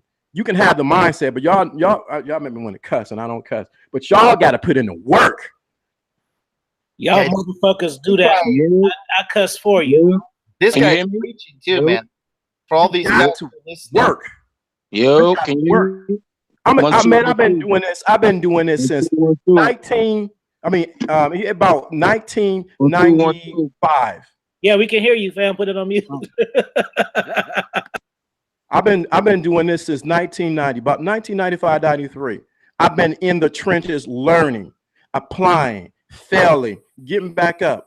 Good relationship, bad relationship. I put in the work. Many of you guys do not want to pick in the work. You want to get some quick magic pill, what to do, how to say, what do I need to do? That's the concrete, what you're thinking is action. And now you make me think of Bible scripture, but it says, faith without works is dead. What is your faith and what you believe that you are? I'm just saying, you got to put in the work. That's fire shit. So Red Pill, now that you back. You hear me? Yeah. You good? Yeah. All right. We talked at the same time. The question was this. How do you improve the mindset to make a game a part of who you are as a man? And shout out to Jeff for the super chat too. I appreciate you, fam. His question was, can you talk about getting your sex game right? But answer the other question first. All right. How do you basically get the red pill mindset basically consistently in your brain? That's a great question, because I'm not gonna lie. When I was first got into the idea of even having a red pill mindset, I would find myself almost sometimes kind of sliding back, whether I see like an old girlfriend, or I go to a club, I get back into my same routine. That was back in the day. So the best way I can answer that is the way I stayed with the red pill mindset is that I would listen to at least once a day from YouTube, or I think it was, basically from YouTube, whether it be Ron Wills, Black Ram, one of those people who are BGS Ibmore. I would listen to at least one of their videos 10 minutes a day, 7 days a week, because it's almost like a reminder of what this really is. Because you could watch this video, you could watch this panel today, and then tomorrow when you wake up, you're gonna have all these systems that'll put you in the Disney fairy tale, is what I like to call it. Like the Disney fairy tale of what things should be and the way you think things should happen. And nah, that's not reality. So to answer your question, the way that I have a red pill mindset and consistently and remain and consistently having the red pill mindset, that's from watching some type of red pill content daily and consistently. Even when I'm on vacation, I might stop, listen to a little Pimp God, Warren B. Pimp God real quick, just to hear, some. I've been listening to some of Lawrence's videos. So different videos I listen to daily and consistently, to the point now where the game is second nature. Like I could watch movies, I could see like Afi said, I could watch interactions in real life and just see the game in just real life, because game isn't just just trying to get pussy. Game is life. Like what we're doing is we're concentrating the game on getting pussy, but you can expand that game to get, an empire. If you use the game right, because the game is everything, man. But that's what I'll say about that. Now you want me to answer the next question about how to get your sex game right? We can now answer that one too, but just start it off. Boom. How you get your sex game right? Yo, first of all, you gotta get your mind right. That's where it all starts. Because if you what I mean by getting your mind right, okay. If you come into the situation with the mindset, this chick's pussy's fire. Oh my God, I don't know if I'm gonna last. You already lost. If you feel like she's giving you pussy, you already lost. All right. Mindset as far as you all up in it, you in the guts. You feel like it's about to be over with. That's when your mindset got to kick in. You got to you got to practice enough and visualize. Like you gotta practice. You gotta practice this shit before you in the game. You gotta be like in the gym taking practice shots. So when you thinking about this shit, even like if you gotta use porn, you know what I'm saying, like to practice, like use porn, like right before you about to nut. Think of ways for you not to nut, so that when you actually in the game and it's crunch time, you know what I'm saying, you hit that shot. Because like I said in one of my videos, if you can get to a point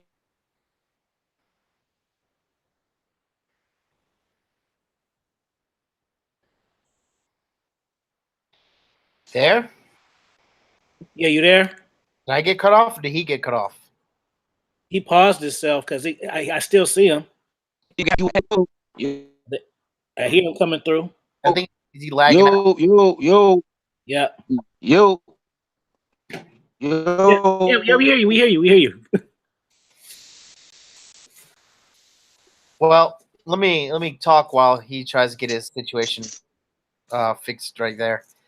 But going back to it, talking about just how do you implement the All right, what is going on? Anyway, man, what's the last thing I said? Hey, we got you. Let me just finish up what I was gonna say here. But yeah, basically what you gotta do is in order to like improve the mindset to make game part of who you are as a man, you have to just consistently apply these red pill lessons every day. And I would say, in addition to get your mindset right, definitely be in the gym lifting heavy weights. That'll just get you more in tune with your masculinity, lifting weights and taking care of like getting your testosterone levels up. That'll just genetically have you acting more like a man. That's what I would say. Just repetition of it over and over and over again. Eventually, you'll internalize it and it'll change who you are, and you'll notice when you change. Yo, You back now? yo, can you hear me? Yep. Yo, all right, damn, I had to switch phones and shit. God damn, I forgot what I was saying. Oh yeah, you gotta have your mind right. Basically, what I was saying was, you gotta have your mind right. I'm saying if you got it, you heard that point when I say if you have to use porn to practice, use porn to practice. Like right before you nut, you know what I'm saying? You gotta think of it ways. Hey, it froze on the crazy ass part. Look at you. Buddy needs to get some high-speed internet over there. Hey, I'm gonna say this: how to improve on your sex game. Holy shit! Just do what I do and stop caring if they're happy or not. Yo, can you hear me? Yep. Yo, I cut out before. Yeah. I don't know. All right, man. If I cut out, it's whatever. Anyway, like I was saying, basically, I said you practice in the gym so that when you're actually in the game, when you smashing, it's time for you to nut. You know what I'm saying? You've practiced enough not to nut at that time. And the reason I say that is because if you could smash a chick out, you know what I'm saying, and you make her nut 1, 2, 3, 4 times, and she's orgasmed 2, 3, 4 times, and you ain't nut yet, she's gonna look at you like you're a god. Why? Because the last 5, 10, 15 dudes that smash nutted in 2 minutes and didn't even make her nut. Now, for you to smash out 15, 20, 30 minutes and making a nut all that time and you're not even nutting yet, she gonna look at you like, she gonna look at her pussy like, what the fuck is going on here? Like, is my shit off? Like, and if you don't nut, the next time she see you, she's gonna be bringing you gifts. She's gonna be doing XYZ. She's gonna be trying to swing off the chandeliers because she's gonna try to figure out like, why the fuck is my quote unquote fire pussy not making him nut? And the last 50 guys that fucked me ain't doing that. So to answer your question, how to get your sex game right, it's all about your mind, man. It's all the mental, man. You can't be. You gotta realize you're the prize, man. You gotta realize you giving dick, you slinging dick. Like when I'm about to fuck a bitch, I swear I be thinking that this bitch really should be paying me for what I'm about to do to her, man. So it's all about your mentality. I used to have the mentality like, oh, yes, she's gonna give me the pussy. Oh, I hope I don't fuck it up and say the wrong thing and touch it the wrong way. And man, like you said, I don't give a fuck. Like I remember I used to care if like her neck is in the wrong way. Now I look forward to having her neck having a crink in it and her being on some like grabbing yo man, don't get me started. Grabbing a fucking don't worry about fucking her hair up. Like if she comes in there and she leaves looking the same way she walked in, you fucked up. You fucked up. So basically, you gotta fuck these bitches the way they want to get fucked, man. You can't be thinking like you can't get out of that Disney fairy tale thinking that they want to get made love to. You gotta caress their hair and caress their cheek and no, man, that's not what they want. Yo, as soon as you get that out your head and you actually try it, like the first time that I put my hands around a bitch neck, I thought it would be like she grabbed me. What are you doing? And no, she smirked at me. That changed my life. I haven't been the same since, man. But yeah, that's how you get your sex game right, man. It's all about your mind. Yep. That's pretty much covers it. Good. You got something you want to say, Lawrence? Yes, I do. You know what? Yeah, it's about the mind. But I'm gonna tell you a little trick I do. What I do is I go into the theater of my mind and practice, like you guys said, hitting her spot. So I go in my theater of my mind prior to her coming on because I got a text message now. As soon as we're done, I'm already practicing that I'm going to hit her spot. Second of all, I prep her through text messages. Third, by the time she comes over here, I already set the mode that it's going to happen. Fourth, when I realize my mindset is already, I'm going to hit her spot. I already train myself not to come immediately. And if I feel myself about to come, there's a technique where you actually pull your scrotums down a little bit because that's when actually the sperm actually shoots up through your penis. So you stop that process. You stop and you go back at it. So there's many techniques to get your game up. The other thing is, we talked about it before. I don't need to say no more. I'm just putting this up in the air so you can make her squirt.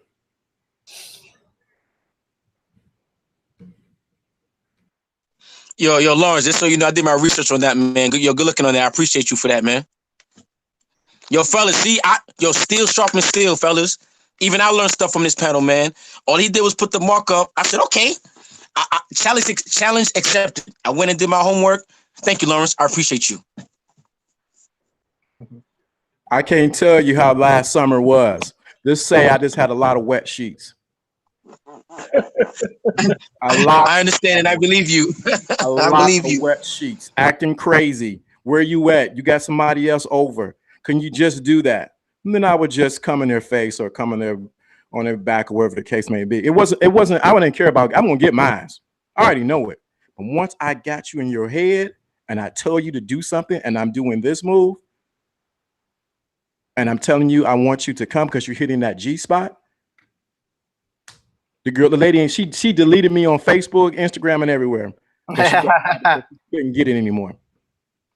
All right, man. Hey, look, we supposed to go on for like 4 or 5 minutes. About 4 minutes. 5 minutes. If y'all want to extend a 15-minute extend, man, hit the super chat or come with 5 fire questions, man. I mean, what I would say, like I said in the last panel, I think everybody should put up their if they got a PayPal or whatever, people in the chat are doing like $1 or $2 because, we up here, donating our time, our free time, and drop these gems on you, fire gems. There's people out there that would actually pay to hear these gems right here. But, we here spending free for you, man. You see Wizkid had to leave early just because he had to go to school tomorrow. That young man's still in high school, man, and he's still here, to spit fire against for you guys, just like myself. What is it, about to hit 1 a.m. in New York right now? I gotta work myself tomorrow, and I'm here chopping it with you guys. So, the least I could do, not just for myself, for Lawrence, Afi, and everybody else in here, man. So show the love. I want to see them. I want to see them fire questions, man. Y'all be scared to ask the real shit. That's how you. Oh, look! We got Beast Mode Magazine in the joint. We got Beast Mode Magazine sliding in on sudden death mode real quick. We talking about being man. What you got to say about it? And tell them about the DR. Oh shit, man! The DR was lit, bro. If you guys are Americans, bro, you guys have to go to DR, bro. The bitches now. Did you get your massage? You said what? You get your massage? Oh, I didn't get my massage though. The girls were massaging on the beach though. Girls were, and it was mad cheap to get a massage on the beach too. But yo, the average Dominican woman looks amazing, bro, compared to any American woman, and they would treat you right. Yo, the DR is crazy. Everyone got to go down there. This is your first time being outside the States, dude? I went to Canada, but I guess Canada might not really count though, since it's right there. Yeah, like, no, you seem like you got the love stricken of the foreign woman. You finally got out. Yeah, I live in Japan, so I live that every day. But yeah, where you live? I live in Tokyo. Say that one more time. I live in Tokyo, Japan. Oh shit, yo, how's the woman out there? Not fat and American. Yo, it's crazy. Whenever you go out the country, they love American men. They look at you like you're a celebrity. I've been saying that shit, man. I've been saying that shit, man. Nobody want to fucking listen, man. People scared to leave the country. So you saying that since like back in the day with his game. He says we're like on Krypton, and American women are these Kryptonian bitches. We go over to other countries, we become Superman. We're like, bitch, look, I can jump. I'm American, Nah, that shit is facts. Tell them about yourself. So in case y'all don't know, Beast Mode Magazine is also a content creator, and he's a dating coach, man. So Beast Mode Magazine, and this is Red Pill Chauvinist. This is Lawrence D. Adams. This is Jonathan, Modern Life Dating, and myself. So all y'all know each other now. I'm gonna make sure to go on each one of y'all channels too. So yo, on Instagram at Modern Life Dating. Modern Life Dating. Yeah, IG. I'm gonna follow. Somebody got somebody popping tonight. Who got a booty call, man? It's late. Who got a booty call? Whose phone was that? That was my main joint calling me for. Yeah. He said his main one, not his only one. He a player. So now you have to have your rotation. You have to have your rotation. This kid's slick like butter, bro. Where'd you find this kid, Afi?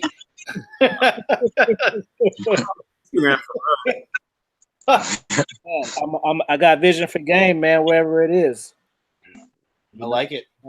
You Beast Mode. Matter of fact, since you just coming on the panel, ask any one of us a question, man, that you just could be curious about, or just could be random as fuck, man. You got Red Pill, you got Jonathan, you got me, you got Larry to hit up. I do have a question. I was with some guys earlier at the mall today, right? So like some guys are naturally like socially awkward, right? Some guys aren't blessed with like talking skills, communication skills. How do you help them out? Lawrence, you ain't said in the man. You want to take that? Lawrence. I was asking to anyone. Like I actually wanted to know the answer to that. You know, it's like I'm on repeat because I'm actually was like that when I was a teenager. Mm-hmm. And what I did was I forced myself to face rejection and to constantly go out there. I constantly went out there and just talked. Hey, my name is Lawrence. Well, hey, how you doing? I forced myself out there. The main thing is because we've been talking about mindset. The person has to become comfortable in their own skin. Because if you're not comfortable in your own skin, that throws up a vibe that everyone else around you begin to feel awkward around you. So be comfortable in your own skin, mindset, and then you have to practice. Go out there. Go to social settings that make you uncomfortable. I constantly do that because I'm going, as it was said earlier, I want to go to another level socially. I want to go to different circles, but I can never do that if I stay at this circle or if I never put in the work. That's facts. No, look, but if I understood the question correctly, you were saying if your mans don't got the mouthpiece, right? Is that what you said? Yeah, if he's not able to, like, if he's naturally socially awkward and he doesn't have that God-given communication skills, and then he's probably like an unattractive guy already. I'm speechless. I'm sorry. I don't got an answer for you. Oh, everybody in my circle got the swag. I'm not even gonna lie to you, man. I'm not even gonna lie. So I was like, yo, I'm gonna leave that for y'all to answer, man. Cause me, like, just to answer, like me, I'm like the youngest in my crew. In my crew, we probably got like 6 people. We've all been together maybe like 20, 25 years now, man. So me being the youngest, I was always looking to the older dudes and seeing what they were doing with chicks, and it was almost like, oh shit, if they doing it, I can do it. So and it's funny thing is when I would hang out with people my age, I would see the difference. Like they would be a little awkward around women and stuff like that. So I think that's why till this day I hang out with guys older than me. Like a lot of people that I connect with are like people say I have an old soul. So I just connect with older people. But as far as helping somebody who don't got a mouthpiece already, I mean, I don't know. Hopefully your swag is so much that it just, you could just throw a couple to him. That's what I would do. Just throw a couple to him. Like, this is my man real quick. Take care of him. You know what I mean? A good way to, like, if you want to get paid to develop these skills, to get a good mouthpiece on you, this is some of the jobs that I did. I was a waiter. You got to learn how to be chatting with people. Good game, Jonathan.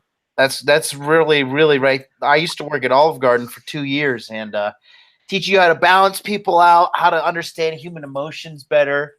Eventually you start implementing sales into the social aspect, and you start being able to upsell people. And then when you're able to do that, that transfers over into game when you're like, oh, what's up, girl? Oh, just come meet me here. Oh, let me just see the top of your nipple. And then, you just, Right. You teach yourself how to get more negotiable and just be more socially fluid, and really, just looking at life as a big picture. If you can be socially fluid, that's going to get you ahead in like 85% of all human interactions, like business, working, negotiations. I've signed country managers of pretty big medical device corporations. I've had them sign contracts for me in Tokyo at full price of the contract. and using just stuff I've learned through game and stuff. I'm a little bit older too. I'm 33 now, and I was doing that when I was 32. So I have a lot of life experience traveling and whatnot. But it all started out with just like I was a telemarketer. I worked at waiter. I worked in a nightclub for a couple of years. So I was a taxi driver for over a year. So these are all jobs that you have to be able to talk with people and have to be able to get this up. Typically if you're in this like circle and you're looking for help from guys on the internet, chances are you're a little introverted and you're probably socially retarded to an extent, that's okay. But these are the things we're telling you got to do. Like you have to, like Lawrence was stressing it earlier, you have to do the work. So there is no ands, ifs, or buts about it. Like you are gonna have to do the work. You are gonna have to change as a person. But for those of you that stick with it, like, dude, I'm in bed right now with a beauty, and we've been literally traveling all over the world and America, and now we're flying back to Japan together. If I did it, I'm just some fucking guy, you can do it. I don't think I'm at anything special or anything amazing. So if I did it, you can definitely do it. Yeah. For sure, man. I wanna shout out the super chat. Morris Dope, King Solomon, Raz. I see a question. It's how do you get women? What? Let me answer Beast Mode's question real quick. For me, my advice to that is you just have to have an open mind, man, because a lot of guys, and I know especially Beast Mode and Larry, you guys coaching and stuff, Jonathan. A lot of guys ask you for help, but then think they know the answers. Yep. You know what I'm saying? So you got to be open to learn. You got to be coachable. You got to shut the fuck up and listen. Especially if you're coming to us and you need help. That's, you guys, I'm a teacher in Tokyo as well. I've ruled my classroom with the iron fist. Like I do it old school. You ever see Kill Bill Volume 2, Pai Mei? That's how I train these guys. Just sit down, shut the fuck up. Don't talk back to me. Just do what I say. And that right there is how you learn. We don't come in here. This is not a fucking debate. All right, you come to learn from us. You got to get ready to do the work. Shut the fuck up. And especially if we're helping you, you can argue with me if you're paying me, but if I'm helping you for free, you better shut the fuck up and do what I say, or it's over. I'm block your ass. Now, speaking facts though, all y'all speaking facts though. Being coachable is honestly one of the big parts too though. And then also you have to be able to not be scared of rejection too, and just put yourself out there. You guys are all speaking straight facts. So Beast Mode, let me ask you, since you're new to the game, how long you had your channel for? I think just like a month and a half. I think I started like November, like early November, so maybe 2 months. November? Yeah. No, I think you started. You started a little. You started a little before that, because I did stick it to him around, and I shied you out in that video. So it had to be maybe, I think, October, maybe. Probably October. Yeah. So the question is, have you had any, like, what's a bad situation that you've had coaching, and what's like a success story? Bad situation. So guys are in my DMs all the time. Like they ask me questions like, what's a bad situation? They ask me questions like, hey, like I'm socially awkward. I don't know how to talk to people. I'm on my phone all day. Then I'm trying to tell them like different things that they should do. Like, hey, if you're gonna be on your phone all day, you can use dating apps and all this stuff. But then they keep on giving me excuses. And also some following situation like this too. I'm trying to teach them, like tell them how to text too, and tell them to go out. Then they keep on giving me excuses. So then like if the person is giving me mad excuses, like I'm trying to see how I can help them as a person, but it's like they don't want to be helped. And then also today I was with some guy in person too though. It's a good situation though, but it's like he was kind of socially awkward too, where he just didn't know how to calibrate these different situations, but he was able to approach any single girl, but it just wasn't that successful. But you can tell like over time, progressively, it's going to help because he's actually coachable and able to listen. So, and then he's actually still learning, but he just didn't have the exact social skills. So those are like two different situations. Yeah, he's spot on, man. A lot of these kids, like you're looking for some kind of, I know it's been said over and over again, like a magic pill, but like you like want some magical feeling to come over to you to like make you feel like, oh, now I have been like enlightened with this wisdom. And the reality is, you just need to get out there and do what your coach is saying. You know, beast mode. If for me, if I have guys that are arguing with me, I just don't coach them. That's why I make everybody pay. I barely do free coaching anymore. Oh, And really? when they pay, when you pay attention. So they shut up and they do what I say. And that ultimately saves your time. And also, I tell these guys, it's the same thing. When you pay this money, we pay what, $70 to talk to me for an hour? Yeah, but at the end of the day, that $70 is an investment in yourself to have some information that you can't really get. You can't go to like Harvard and be like, yeah, I want to learn how to pick up bitches and like how to like, you know, manipulate women so I can fuck them in the ass. And like you can't go to these schools and request that kind of stuff. So, you know, you just got to be coachable and then realize that, you know, you're investing in yourself ultimately. That's the biggest and most important thing. Even if, let's say, we're all scam artists, which we're not, but let's say we are, at least you can accumulate the knowledge of like, okay, well, then there's scam artists on the internet, or, you know, this is not the type of coaching I was looking for. Then you look for it elsewhere. You're still trending in the right direction in order to get your life on the path that you want. You can still learn from every single person, even if they're scam artists too, though. But what are some on your coaching call? What are some points that you always stress to your students, even when it's paid?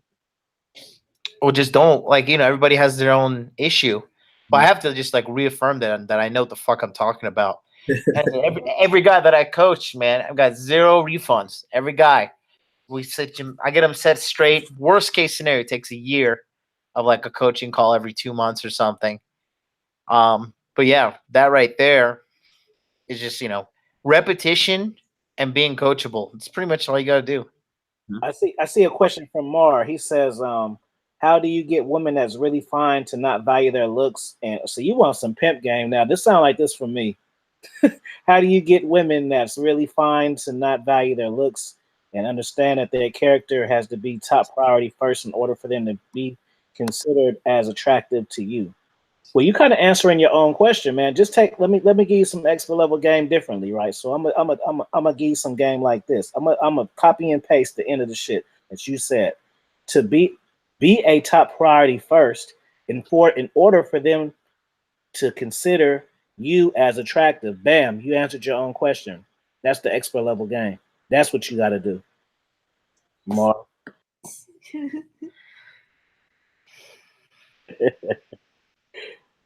SJ3 says, never feel your rejection for the fact some of these bitches be choosing and losing anyway. They can't handle a man who's about greatness. You are the prize. Good statement. It's true story, man.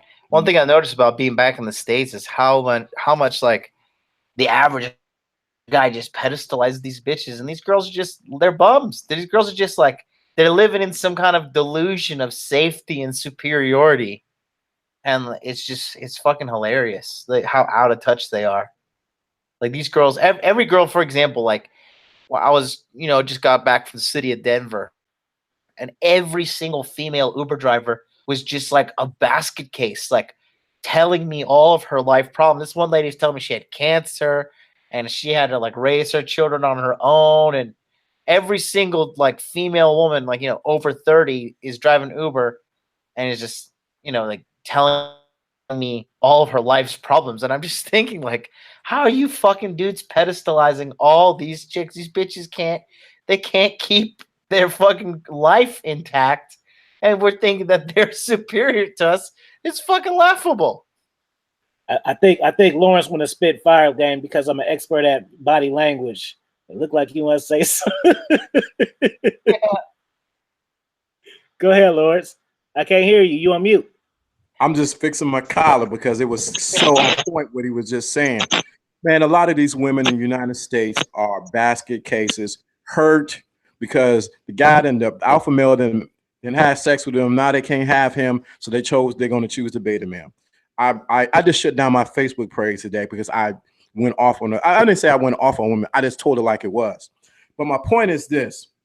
Once you realize that you don't put her on the pedestal, it throws her off of her spear because she's been told that she is the prize. She doesn't know what to do when she ran across a man who does not put her on a pedestal. When you don't do that, watch her action. Watch what she does.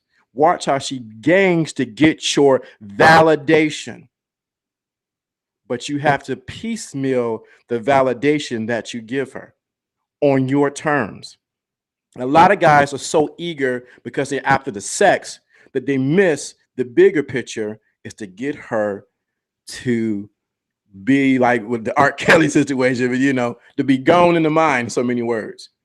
So that's what's so important. You cannot put them on a pedestal. I've watched guys day after day put women out. She got a body. She Instagram. She got a butt. She got breasts. Dude, can she even talk? Can she read? Does she know what a president is? Yep. Does she know it's a shutdown? I'm just saying.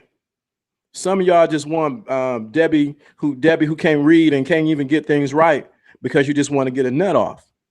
No, there's more. It's a wider spectrum. You should be at a place now, or you should get this game where you become a wider spectrum of a quality of woman who fits into your life. The problem is a lot of you guys have not written down what kind of woman you want in your life. So you just choose any Susie, Trixie, Brenda, Chiquita, wherever they come along, and you don't know how to say no to the ones who don't belong in your life. Fire game right there. Anybody want to touch on that? But honestly, to not put women on a pedestal, you have to have like abundance mindset too. You still have to have like a bunch of women in your closet, have a whole rotation, have different women. You can't just be focused on one girl because then you're always going to put on a pedestal and you're always going to be chasing that girl. And also women, they know when you have like a bunch of different girls, that's what they honestly attracted to because you're not going to be chasing them that much. And they always looking for that guy that isn't chasing. And he's speaking facts too, right? Like you might get a badass girl, but she can't even cook. Like she's not even trained to like even be like a girlfriend. She's just trained to have a bunch of guys chasing her and blowing money on them. And then she gonna want you to blow money on them too. So it's like sometimes it don't be worth it to even focus on getting that bad girl. Those kind of girls are bums. Those girls are fucking poison, dude. Listen, the girl's not. Look, these bitches, they think it's some sort of achievement just because a guy wants to fuck them. But like, I don't know about you guys, but I want to fuck pretty much everything. So it's not much of a prize. It's more about logistics for me. So I just like it takes no talent, takes no skill, and the market is just flooded with it. So I don't really see it as like as an accomplishment. Like, you know, I mean, I know how horny I am, so I pretty much want to bang anything. So like what's the big deal? Just because you have a vagina? So many girls got vaginas. Can you cook? Can you read? Bitch, do you have is your license not suspended? You fucking bum. You running from any tickets? You have debt? Like, you know, that's when you start getting the grown man game. That's how you really start filtering out these bitches. Like, how much of a liability are you going to be as unto me as my business enterprise? Like, are you an asset or a liability? For me, these days, you know, when you've already run through all the hoes and you had all the good times. For me, I'm just looking for compliance, man. I'm just like obedience and compliance. That's all I want. I don't give a fuck about anything else. I got shit to do, and I need you to fall in line, and that's it. And that's the bottom line, because Stone Cold said so, baby. That's what I want. That's exactly what I want. That's the bottom line, because Stone Cold said so. Hey, let me say one thing, man. Women always call guys selfish and all that type of shit. Women are the most narcissistic people, man, because they think with their egos. They don't even understand and being able to differentiate the difference between wanting to fuck with you. They think it's all the same thing. They don't understand when guys want to fuck, they don't know how to tell the difference between a guy approaching them to fuck and fucking with them. It's a difference. And but they just accept it like it's all the same thing, man. And it gives them a false sense of hope and ego. Like a woman can post a selfie and she has her ass on the sink on Facebook and she gets 100 likes or 1,000 likes. Those guys just want to fuck, but they look at it like, look how wanted and admired I am, and they really carry off this energy to that. Anybody want to touch on it? It's so true. It's delusion, man. But like, shout out to the guy who created the point system, because these bitches are putting their pictures of their ass all over the internet for free for fake internet point system. Can y'all hear me? Yep. Red Pill, he's got the random cameos. I don't know what's going. I'm going between two phones. My shit cutting out. Anyway, I've been wanting to talk about putting bitches on pedestals for like 10 minutes now, man. Yeah, man. Dudes out here basically. I was gonna say some long ass shit, but basically, dudes gotta have a standard, man. Dudes gotta set a standard. Like you said, they don't even care if a bitch could cook if they can even read. Like, how you fucking a bitch that can't even read? Like, that says a lot about you. You know what I'm saying? But like I heard somebody else say, like, dudes are just happen to get pussy, man. Like, come on, that's where we at right now.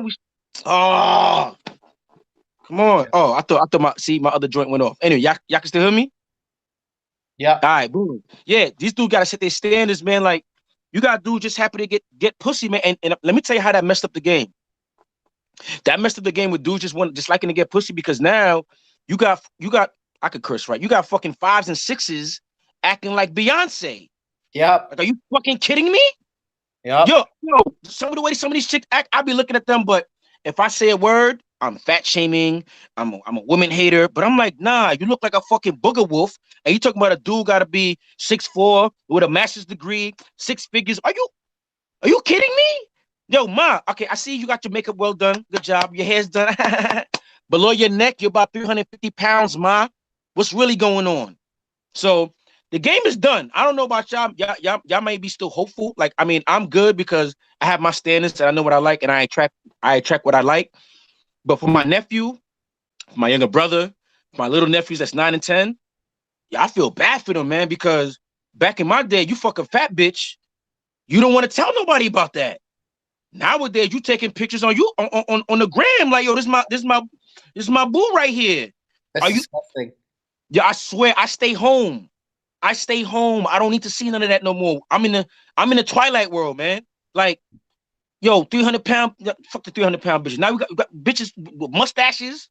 What are we talking about? Chicks with more muscles than me, like, yo, she gonna slam you in the bedroom. That's what you attracted to? Yo, man. But anyway, I forgot what the question was, man. I'm just happy to be on that y'all could even hear me. We go for 8 more minutes just to give it a solid 2 minutes. That was righteous, man. No, that you speak from the heart there. Yeah, man. I get a little passionate, pardon me. No, you're cool, bro. I think you follow me on Instagram. I think we are. It's possible. I've seen your name around.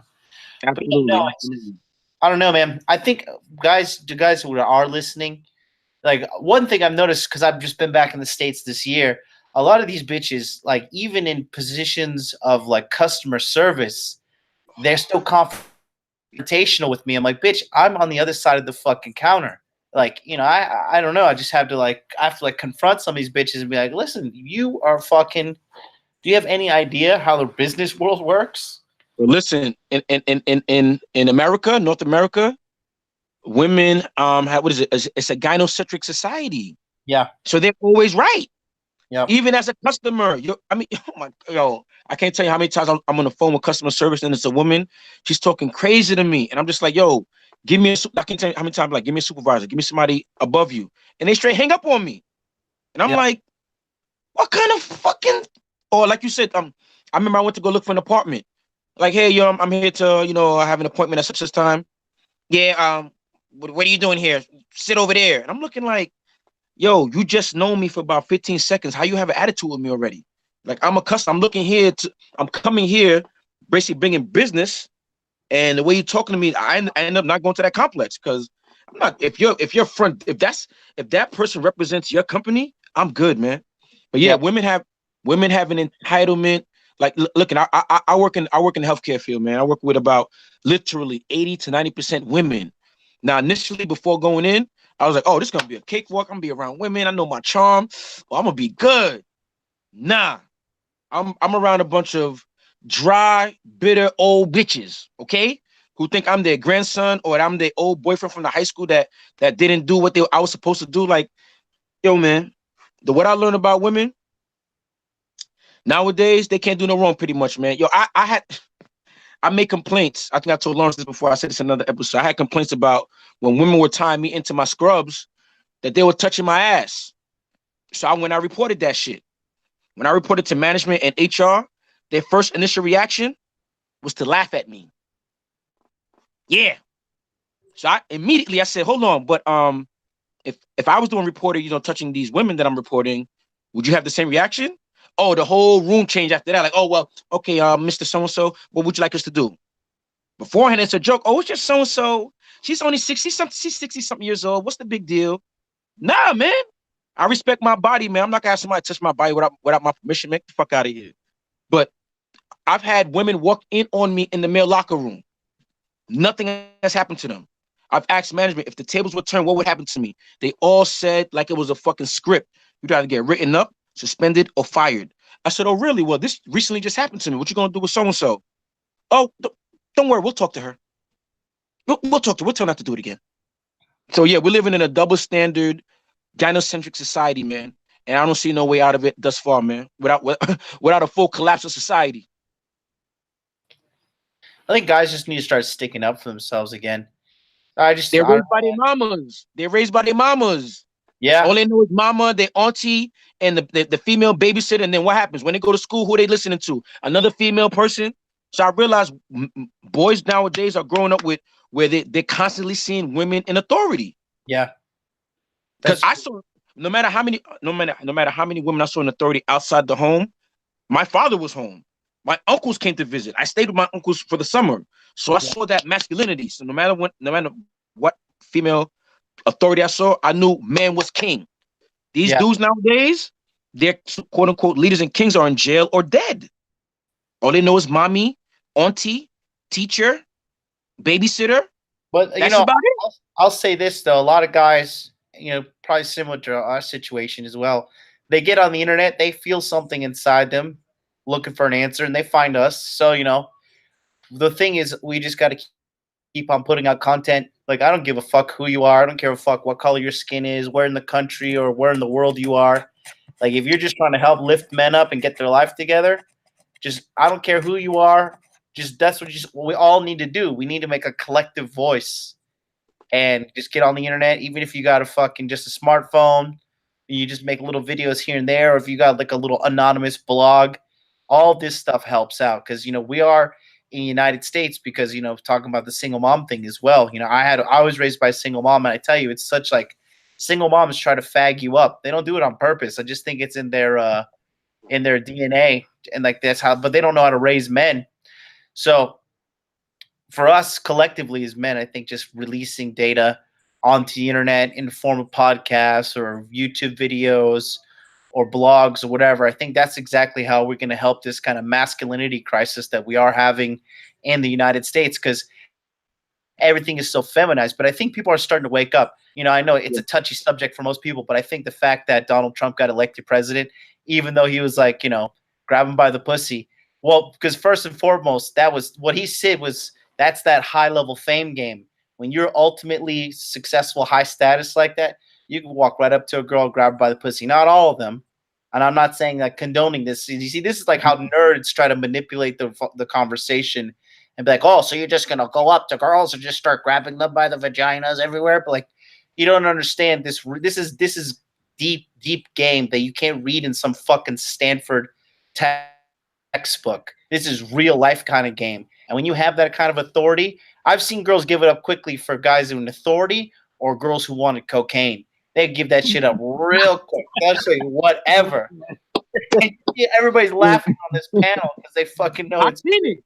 I've seen it. That's why I'm laughing. I've seen it. That shit's facts. These modes, you want to chime in about that? Marijuana too. I'm a guy on the other side of the world, never met any of these men before, but how I'm getting 3 different men on 3 different corners of the fucking planet all reacting the same way, because this is the truth. Let me pick it back real quick as far as like the mentality. You saying that we got this content on YouTube and just on the internet online, which is great. I'm still here, which is great. But what I would emphasize that real quick. what I would emphasize to everybody listen to this and people who listen to content online, you got to get out of the mob mentality, the group thinking, because you'll watch this, you listen to it, you'll pick up the gem, and you'll bring it back to your circle. Like, yo, I heard blah blah blah. Did you know blah blah blah blah blah? And they're like, man, get out of here, man. That stuff doesn't work. And that's not true, man. I didn't see that on TV. That stuff doesn't work. That's just, yo, you gotta get out of that. You gotta learn like this ain't for everybody. I said that in the prior episode. Nope. The software, everybody may not have the hardware for the new software that's coming out now, man. Maybe everybody's only built for for that old game, man. Oh, here we go again. I'm getting excited, man. My bad, fellas. Hold on. My bad. I gotta find myself. Can y'all still hear me? Yeah. Yeah. Maybe everybody ain't built for this new game, man, because like I've said before, I put this game to my younger brother. He's about 31. I put it on to my nephew. He's 22. They not getting it. And I be showing them like, yo. One time, my brother was talking to this chick. He must have been texting to her for maybe a month. I'm like, oh, word, just how was it smashing? He's like, yo, I didn't even smash yet. I'm like, yo, you've been talking to her for a month and you didn't smash yet? They're like, what's going on? So go, no, we've been texting and blah, blah, blah. I'm like, all right, let me see your text messaging. You show me the text messaging. It's awesome. Like, how was your day? And, you're beautiful and whatever he was texting. I was like, yo, give me your phone. I don't know what I texted. I texted whatever I did on some like, I'm coming over right now and I'm skull fucking you till snot come out your nose or some shit like that. And I gave that phone back to him. He's like, yo, what you do? I'm like, yo, what are you doing? The response was, I'll be ready for you. Or basically she was with it. He looked at me like, what the fuck? I was like, yeah, man, you playing around with her. You treating her like she a good girl when she the fucking devil, my nigga. You gotta treat her like the demon she is, man. But I'm going off on a tangent, my bad, man. You got anything you want to say, Beast Mode? Beast Mode, you got something you want to say? Oh shit, not right now.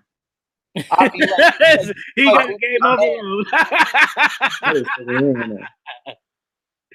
That's hella funny. Well, look, it's to 30. So if any of y'all need to go, and y'all didn't give up y'all time, I appreciate it. I'm gonna probably stay on about 5 more minutes, but I'm just saying if it's different people that got different times and shit. So I'm in the great state of Utah, baby. I'm in getting ready to fly back to Tokyo, so I'm gonna go to bed for a little bit here. But hit me up on Instagram, everybody. Modern Life Dating. All you guys hit me up. Just keep in touch and just type in Red Pill in the chat so they can just click the link real quick. Will do. Yeah, let me type that in. Just hit me up. Me.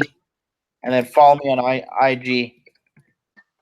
Yeah, that's why I'm most active over there. Modern Life Dating. Everything is fucking acting up. Bingo. There it is. Okay, so you see Modern Life Dating, his channel, bam, Beast Mode, and you guys subscribe to each other, like Modern Life, check out Beast Mode. Yeah, I like Beast Mode. Yeah.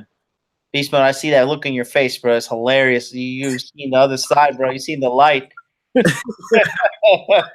Oh, nah. Y'all was speaking straight facts, though. Y'all had me dying, too. All right. We got to do more of these things, bro. It's fucking hilarious. It's funny because game really is. It's worldwide. It's the same. We do them every Sunday, man. Every Sunday. I gotta catch my time zones. Yeah. I know how it is. And it's funny how everyone has like the same sort of game, but it's like different in their own context. You gotta apply it to yourself. Oh yeah. Somebody need to ask me some shit because I got a lot of gas. Y'all missing out. Finally back, man. Shit. Yeah, I gotta get out of here, man. I gotta go save some lives tomorrow, man. Make sure I'm on my P's and Q's, you know what I mean? Because when y'all under anesthesia, you want to make sure everybody who's awake is on point, man. Like myself. So I'm gonna have to bid y'all do. All right, I thank you, everybody. Afi King, as usual, man. Thank you, man. Modern Life Dating, appreciate you. Beast Mode, we're gonna link up. Lawrence D, you already know, man. So Afi King, everybody else, I'm out. Red Pill Chauvinist channel, y'all check it out. Join my Patreon page. I think I put that in the chat also. Join my Patreon page because I put some good content on that too, man. So let's get it, man. We should I'm Afi King. I think we should do this more than once a week, man. I don't know, maybe not so late, you know what I mean? So we could really get some content in, so I could really, really open it up, you know what I mean? Hey man, I'm with it. Twice a week, you know what I mean? I ain't mad. Y'all just had me doing this shit all day. I'm you know what? Fuck it. Y'all want me to go live all week, every day this week with a different show? Because me and Jonathan got our own global game show. We've actually did like 5 drops together. Me and Lawrence D. Adams did like 3 drops together. Me and Red Pill, we have all this show. We got a secret drop, a one-on-one.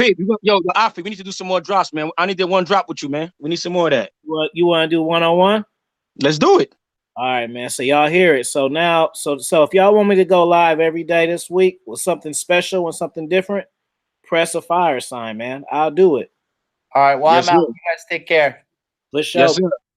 Yo, Alfie, just hit me with the time, the date and the time, man. I'm with it, man. We're gonna drop these gems on their head. I gotta tell you about the trip anyway, because we never get a chance. Just give me a call. Give me a call. I gotta tell you about my trip to Costa Rica, man. That's a whole different situation. Yo, y'all didn't hear me before. Yo, my man Beast Mode, you say you in DR? Yo, I'm about to go back there in another 2 weeks, man. Is that your first time out there, or what? You a vet? Nah, that's the first time out there. Which city you going to? Well, this Puerto Plata, this is Sosua. Next time I go, I'm gonna go to Santiago and Santo Domingo next time I go out there. But Sosua and Puerto Plata, yeah, I'm good there. I'm good there. Where you at? Where you at? You in Sosua, Puerto Plata? Easy, yeah, Sosua. So you went to the strip then? Hold on, I don't want to drop too many gems on this panel. So you went to the strip then? You went to you went to what's it called? The New York Club? I think it's called like New York 57 or something like that.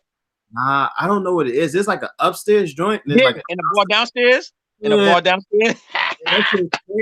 Yo, with the casino down the block. Yeah, you on the right spot, man. Yo, damn, I don't even want to. I ain't. Matter of fact, I'm not gonna say nothing on this panel, man. But yeah, yo, hit me on the DMs or whatever, and I'll put you on, man. Like some spots you need to go to, and you know how the game is out there, man. Okay, they hustle out there. I'm gonna tell you right now, they hustle. 3 more minutes. I got something for you. Hey, yo, let me say this to Beast Mode, man. Hey, yo, if you like DR, you're gonna love Colombia. Okay. Yo, I heard about Colombia. Okay? Listen. No, if you think DR is like I like DR, Colombia is my second home. like I've been there we almost in the double digits now. How many times I've been over there? Like, woo! Like Alfred, I just came back from the Medellin fashion show, man. Oh my god. Yeah. Check out my video on travel stance, man. I did a matter of fact, I took that shit off. Put that shit on my Patreon. But one of my videos called Travel Stamp. Check that out, man. I document a little bit of my trip in Colombia, Medellin, Colombia, man. Bet. I'm gonna check. Medellin. That's a whole. Yeah, let me get off. I can talk tonight about Medellin. But yo, everybody, have a good night, man. Appreciate y'all. Yeah, I'm about to be off too. I got work in the morning. All right, man. Yo, thanks for having me on, bro. No problem, man. Good night, y'all. Watch what happened though. It's Lawrence. Go ahead and Lawrence. All right. Well, I didn't get Lawrence's channel. Do you comment Red Pill?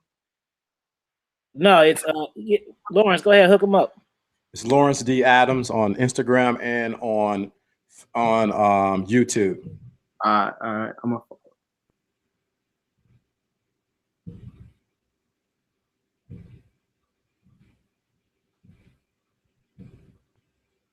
Hold on, man. You got it? Yeah. They said they want more, Lawrence. You want more, huh? They want more. I'm almost like an esoteric game. See, y'all about to miss something. I got something behind the scenes going on right now. I'm trying to do something. All right, man. Let me get a fire question, man. I just followed. All right, yeah, I might be out. Thanks for having me. For sure, man. Tap in. Lawrence, okay, man. You got me and Lawrence on here, man. Y'all better ask a fire question, man. 45 is the max, man. Yes, because I got to go take care of some business.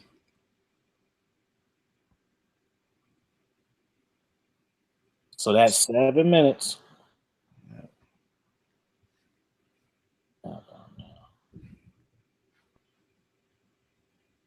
Boom. Look what happened.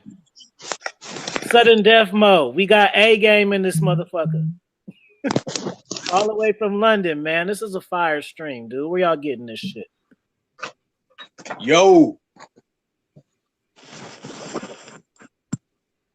what's up, everyone?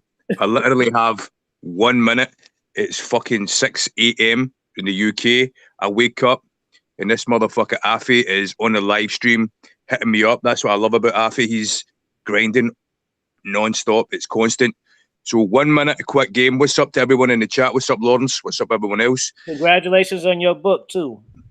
I appreciate it, brother. It's the units are moving, and hard work always pays off. It comes from experience and reality. So what I want to say is, real quick, Afi said this podcast, this live stream is about being a man. Being a man, you have to be responsible to yourself, and that means you keep promises to yourself, and you be a leader. You lead by example for your family, for your friends, for your community. It's not that you are responsible in the way where you have to save everyone, but you're responsible for carrying the burden of being a man. Being a man means you have to be comfortable being uncomfortable. You have to be in control of your emotional nature, and you have to face your fears, and that's responsibility every man has, whether you're alpha or sigma or whatever. So if I have fears and if I have an emotional nature that is conditioned, I have to step up and face it, and I have to take pleasure in awkwardness and facing my fear. A man's responsibility is being comfortable in discomfort. That's what it's all about. When we was in that motherfucking jungle and we had to eat and we had to make sure that our offspring survived, ain't no time to start crying and wondering what the fuck to text a bitch and what the fuck you're going to say to a bitch on a fucking date. It was about handling your business. And the last thing I'm going to finish on this is, there's a lot of guys online that say they live a red pill life. A red pill life is your perspective, and you have to carry that in everything you do. You don't have to shout about it at your work or whatever, but you have this outlook and discipline, and it cannot be moved. If there was a fucking media scandal, my perspective would stay the same. I will not let some bullshit reporter or some dude pushing a pen or some societal condition move me from my mission and my perspective as a man. As long as I live by truth and I know that God is behind me, my higher power is behind me, and I'm doing this to benefit me, it's coming from a place of positivity and abundance, there's nothing that should move you, because truth cannot be moved. Now, on that note, I got to go. Check out the new book. It's Advanced Day Game, Hot Sex, Fast Sex and Hot Sex. Fast Sex with Hot Girls. Afi, I would appreciate it if you could leave a link in the chat and let them know where to find the book. If you basically go on my page, and there'll be a video titled Advanced Day Game, Fast Sex with Hot Girls. Click on that, go on the PayPal link and purchase a copy. I've mentioned Afi in it, I've mentioned Lawrence in it. So it's total experience and reality. And big up to everyone. God bless. I'm out. All right, man. Call me tomorrow, man. I shall. God bless. Peace out. Peace. Peace. I'm about to put his channel in the chat. Y'all just give me a second. Lawrence, you take it real quick while I rig up his channel real fast. No problem. Yeah, so somebody asked a question, can you mix red pill with Christianity? And the answer is yes, but you got to realize when you mix it with Christianity, it's going to go against what the church teaches. So a lot of things that you hear in red pill is going to be go counterproductive to what is taught in churches, not per se Christianity. Because how can Jesus was ever a beta male? He was completely alpha. He pulled 12 men together. I'm just saying, giving examples. So, but it can be pushed together. I'm more of a sense of coming with it with more of a spiritual side of it than more of a Christianity side, even though I'm classically trained in Christianity. Hope that answered your question, Ellis Jackson. So I just posted DWLF Game. That's the gentleman who just hopped on. A Game. His name is A Game, but his channel is DWLF Game. He's out of London, man. So I just put his link in the chat for y'all. So y'all click on that link and subscribe, man. You know what we really need to do? We need to have a back end. We got to talk offline. I just thought of something. Okay, we'll just talk once we cut it off. Yeah, I gotta go soon. I gotta go pick up. Make a pickup. My 29-year-old. Okay. Just give me a holler tomorrow, man. We'll chop game, and you can tell me whatever you need to tell me. Yeah, definitely. Spirituality. Somebody asked spirituality versus religion. Religion will keep you in a bind, versus spirituality will actually free you. So in essence, I can flow in any church because I've been classically trained in that. But that doesn't take away my red pill mentality and how I view life. That's what's up, man. So, yeah, man. You checking out? Yeah, let me go pick up my little 29-year-old so she can spend the night. Hey, let me give y'all a tip. Just because I said I'll go live every day don't mean I'm going live for 3-4 hours. Let's get that one straight. So y'all got to pick up more often lives, or it's gonna be less time. I'm telling you that right now, because I ain't staying 4 hours every single day. Put your stuff in the chat, Lawrence. I'm gonna put again my that one show. Let me put that link to that one show about you setting your kingdom up. Hold on, y'all need to subscribe to him right now. Let me go to his stuff. I want to see his shit jump right now. Because I forgot. Oh, it was so much game I didn't No, do it right now. Man, they're getting all this for free, man. The game is not told. The game is not sold. It's told. It's sold. I need 2 more subs over there, man. Matter of fact, if you don't get your 2 subs, I ain't going live every day no more. I'm taking it back. 80. We need 85 before I get off this motherfucker. Y'all go to his shit and subscribe to it. That's how y'all get the lives every day. I'm going to your page. I'm looking too, and I'm refreshing. Okay. All right. So when I don't go live, it's y'all fault because y'all not listening. They think I'm playing, but I'm dead ass serious. Right. Because they got That's this. Why it's really funny. What's crazy? They got this good game, but don't want to pay. Nah, man. Go to his shit and subscribe. Lawrence D. Adams, the person who's on the screen right now, besides myself.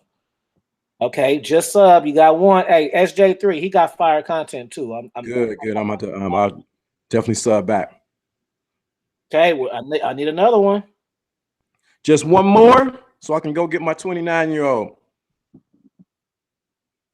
Then all he needs is 15, and then he can go get his live shit off. Right. When I get my live one, it's over. I told you when I was gonna go live, it's gonna be over. Look what happened. Yeah. Definitely, it's gonna be over. Look, bam, there we go. You got it. Yeah, appreciate it. See, that's what's weird. Look, we've been on here for 2 hours, and they'll just listen to you. Because you want free game without paying the price.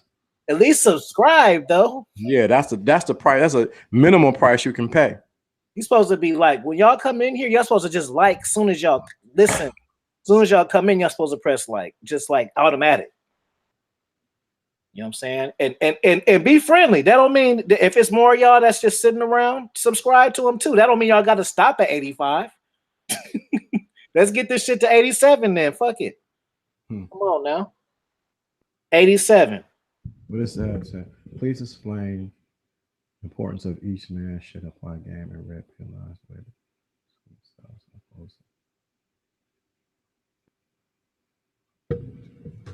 Thank you, Jackson. Thank you, Ellis, Mr. Jackson, for subscribing. Thank you, Ellis, for Jackson for subscribing. Thank you, SJ, for subscribing. Man, you asked the question right now. Oh, what's the question? He's asking.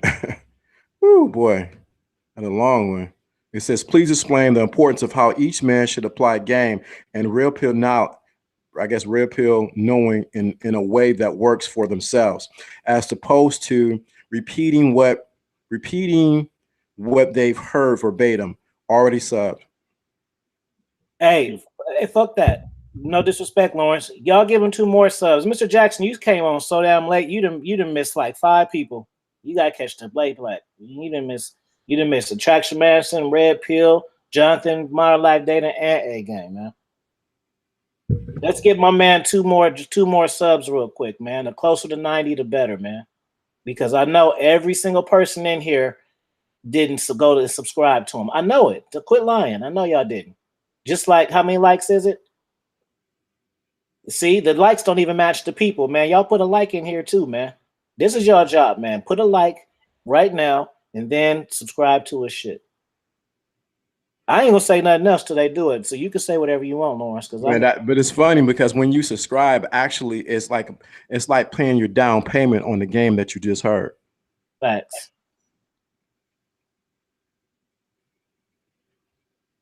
All right. Man. They just go Lawrence D. Adams. Lawrence D. Hold on. Let me put your shit in the chat so they won't have no excuses real quick. I gotta relog onto my shit. Hold on, Lawrence. Because I don't like excuses, so I want to make it to where it ain't none. So hold on. Bam, got that. Now I'm going back. So y'all quit asking how to spell it and all of that shit, because I'm about to put it in the chat right now. As a matter of fact, not only am I gonna put it in the chat, I'm gonna spam it in the chat. So now I'm about to get on your nerves about it. Hold on. Bam. Okay, boom. Y'all, there it is. Bam. There it is. Bam. There it is. Bam. There it is. Bam. There it is. Bam. There it is. Bam. There it is. Okay, now let me check your subs now, man. Because y'all gotta support each other, man. I ain't just saying that shit. Okay, 89, baby. That's what I'm talking. But see, this is the thing, Lawrence. Why do we have to go through this? Because there's a reason for it, but that's off the record. There's a reason for it. One of my marketing mentors says you have to put a ladder in front of people. Boom, 90, nigga. There we go. That's what we talking about. Thank you, thank you, thank you. Shit, thank y'all. I see you. It's coming through my email. Thumbs up, man. This is what we here for. All right. Any last questions or comments before Lawrence is out? I appreciate y'all subbing them too, man. And next time, anybody y'all see on the panel, you sub them, because I have expert level game and I have expert level pimp game and I got expert level finesse game. So what you got to realize is if I got somebody on my shit, that's the vouch right there. You don't have to worry about if they fire. If they on my shit, they fire. So just is he click nigga? He on my panel. The fuck? That's the answer. All right, I gotta get out of here. 29-year-old is saying she's ready. All right, man. Hit me up tomorrow. Definitely. All right. Thank you so much. Appreciate it. No problem. Okay, let me see. Ellis, how do you reframe? So I'm gonna stay on this motherfucker until 8 minutes. Okay, y'all, 2.5 hours. How do you refrain from backsliding into low confidence mind frame? You gotta center yourself. You gotta recenter yourself. When you find yourself slipping, you gotta put yourself back in the right direction. Don't wait for yourself to slip all the way and then try to bring yourself back. Do it when you find yourself slipping a little bit, check yourself. That's how you do it. Let me see if it's another question. Let me see. I've heard the whole time, just working in the background. Oh, I'm glad you was here, Mr. Jackson, man. Cause sometimes it'd be like a lot of game, and then it's like I don't want to repeat that shit. You know, we done had like 7 motherfucking fire people on here, all content creators too. You know what I'm saying? So this is good game y'all getting. Y'all not just getting on YouTube watching drops and getting all this fucking game. I promise you, you're not.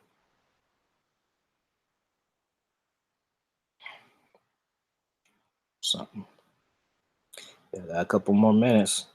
My ass got to go to work tomorrow too. So add some fire shit. Matter of fact, I'm gonna give y'all 2 more minutes. Yeah, do it daily. So put a fire sign if y'all enjoyed this chat, man. I did. Y'all enjoy the shit? Every Sunday, man. I didn't go last Sunday because I was out the country. That's the reason why. As soon as I'm back, you see me back at it. All right, man. I'm gonna do a 60-second countdown before I click the stop broadcast. So, in order to stop the stop broadcast, ask some fire shit. Because if y'all ask some fire shit, I'm gonna want to answer it. So that's the whole thing. Yeah, I'm glad y'all enjoyed it, man. Share it with somebody too. So how I gotta put on here? A DWLF game was on here. Beast Mode magazine was on here, and Jonathan from Modern Life Dating was on here, and then obviously Lawrence D. Adams, Attraction Mansion, and Red Pill Holiness was all on here. Thank you, King Solomon, for the super chat. That's my BOA voice. Thanks, King Solomon, for the super chat. Alfie Kingdom, does reading books improve your mouthpiece with women? It can. Reading books just gives you a better understanding of what the fuck is going on and how to respond to it. But you still got to practice. You can't just read a book and then as soon as you finish reading the book, you step outside and you're just knocking hella bitches. Like it don't go like that. You gotta practice. For the super chat. My man be away. King Tao. Oh, okay. So you've been watching this whole time being quiet, huh? You gotta wait. Why you wait until I'm about to get off? Now you want to ask. This whole time you didn't want to ask. But let's see. It says, how's going to the DR? How is going to the DR real game when the females know these going down there to hit? Let me say it again. How is going to the Dominican Republic real game when the female because when you go to Dominican Republic, anywhere you go, females know you want to hit when you holler at them, fool. Shit. Would you tell a girl I like you? Let me give you a call. She know you want to fucking hit then. It don't matter where the fuck you at. If you in Idaho, Ohio, Eskimo, they know you want to fuck. So that's your question. So wherever you at, if you got game, you can fuck bitches.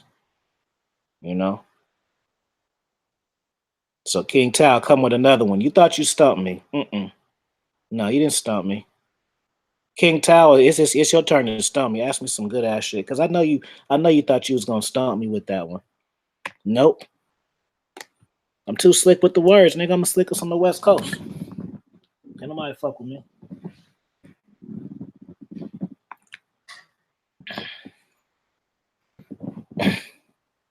I'm gonna fire up this Newport, smoke it, and then I'm out. So that's how much time y'all got.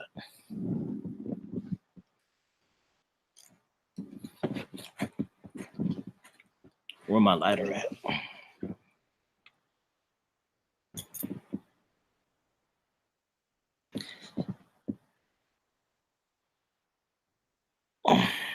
How can you spit? See, look, look at King Tao. He think he got answer. He think he got questions he can stump me with. Press 1 if y'all think he can. Press 1 if y'all think King Tao think he's stomping me. Press 1. He think he's stomping me. You think I gotta take time to think about this question, or you think I already know the answer? Press 1. What y'all think? Tell me what y'all think while I find my lighter.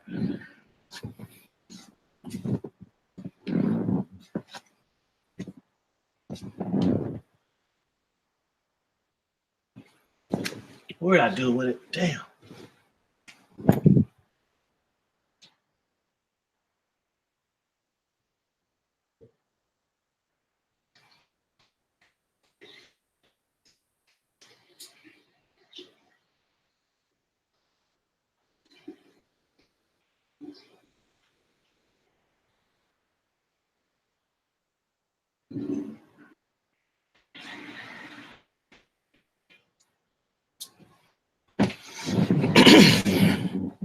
All right, I'm back. Let me see. Let me see what the chat beholds.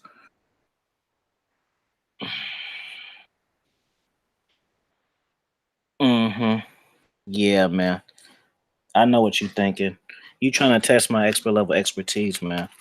You didn't know I was the slickest? Who you been listening to?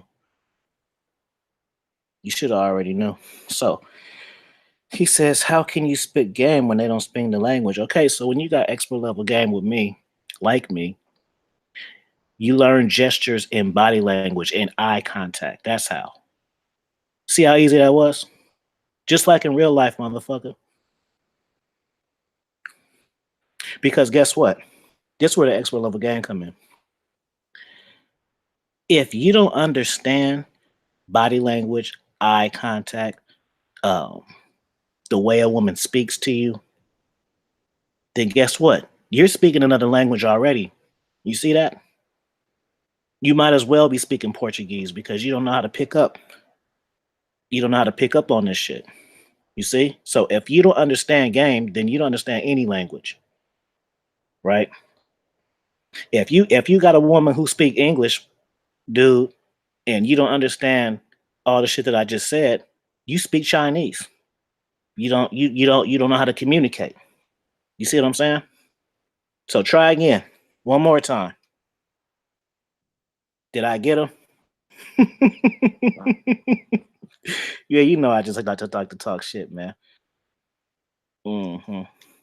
Yeah, I do got the sauce, man. My trip was dope, man. I talked about who was I on? Matter of fact, I was on Ever Overton shit, and I called in. I told him about the trip. That was on his last live, not his live from today, but the one from like yesterday. Trip was dope, man. The trip was dope. The trip was dope. We'll have to talk about it another time because that's like a see King Tao. Wait, who asked me that again? Let me see. Eli trying to bait me. He knows if he asks me the right questions, I'm gonna stay on 10 more minutes with a question like that. Let's see. Women in London more receptive to black women or no? Yeah. They like dudes over there. They like black dudes. There's a lot of sisters. They got bodies like sisters, man, out there. Personally, I like Amsterdam better though, but it all depends on what you looking for and what you like. Because everybody, you know what I'm saying? Like I go to foreign countries and shit to experience foreign life, not just to fuck bitches. I already know I'm gonna fuck bitches. I don't have to even like. I don't have to like think about it. Like, ooh, am I gonna? I already know I'm gonna fuck bitches. All I gotta do is go outside and meet hoes. Infinite Peak says, "How should I go about keeping this thought in my rotation?" That's see. This I already know I'm gonna want to answer this question, and I didn't even finish it. I appreciate that, King Tao. I feel I'm the goat too. You know, because I feel like I feel like I fuck the most bitches. I do the most shit. Man, I travel more than the travel niggas, man. I'm fucking they ass up. I dress good, best looking. I mean, fuck. YouTube, I produce fire ass shows. I don't I don't just have random people on here talking random shit. It's a theme to everything that I do and a purpose for it. You know what I'm saying? Oh, my bad.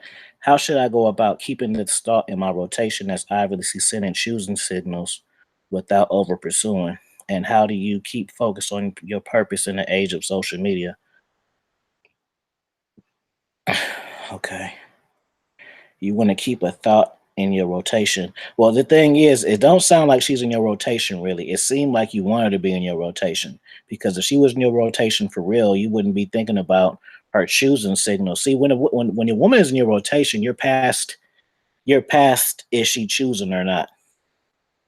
She's in the rotation. So that you just told me that she's not really in your rotation. What she's in is she's in your circle of bitches that you call.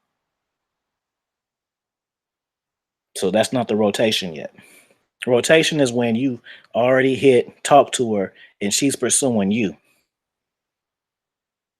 Thank you, Whiskey to Don. You wouldn't be pursuing her. That's a whole different thing. She's in your rotation of texting and calling bitches, but she's not in your rotation. You know what I'm saying? And I'm not clowning. That's just what it is.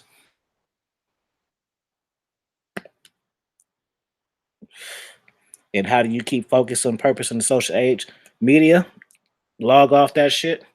I take breaks from social media. Like I won't delete my Instagram, but I'll uninstall it from my phone because that's what makes me keep going to it because it's like an app. So I just press it. I'm already logged in, and I just end up spending all time on that shit. So just uninstall it, and then when you're ready to go back, just uninstall your shit, and then you'll get all your mixed messages and all that shit. So yeah, every now and then, just uninstall Facebook Messenger, uninstall Instagram, uninstall Stay. People always want to erase it. Don't fucking erase it when you know you're gonna come back to that shit. Just uninstall it. Because you know you're the least because you're probably not gonna go to Facebook.com, put your email in, put your password in. For the most part, y'all just clicking on the app. So I hope to answer your question, Infinity Peaks. Let me get one. Well, I'll take two more because I'm smoking a cigarette real quick, so I might as well finish it on air. Even though y'all can't see me, that's what I'm doing.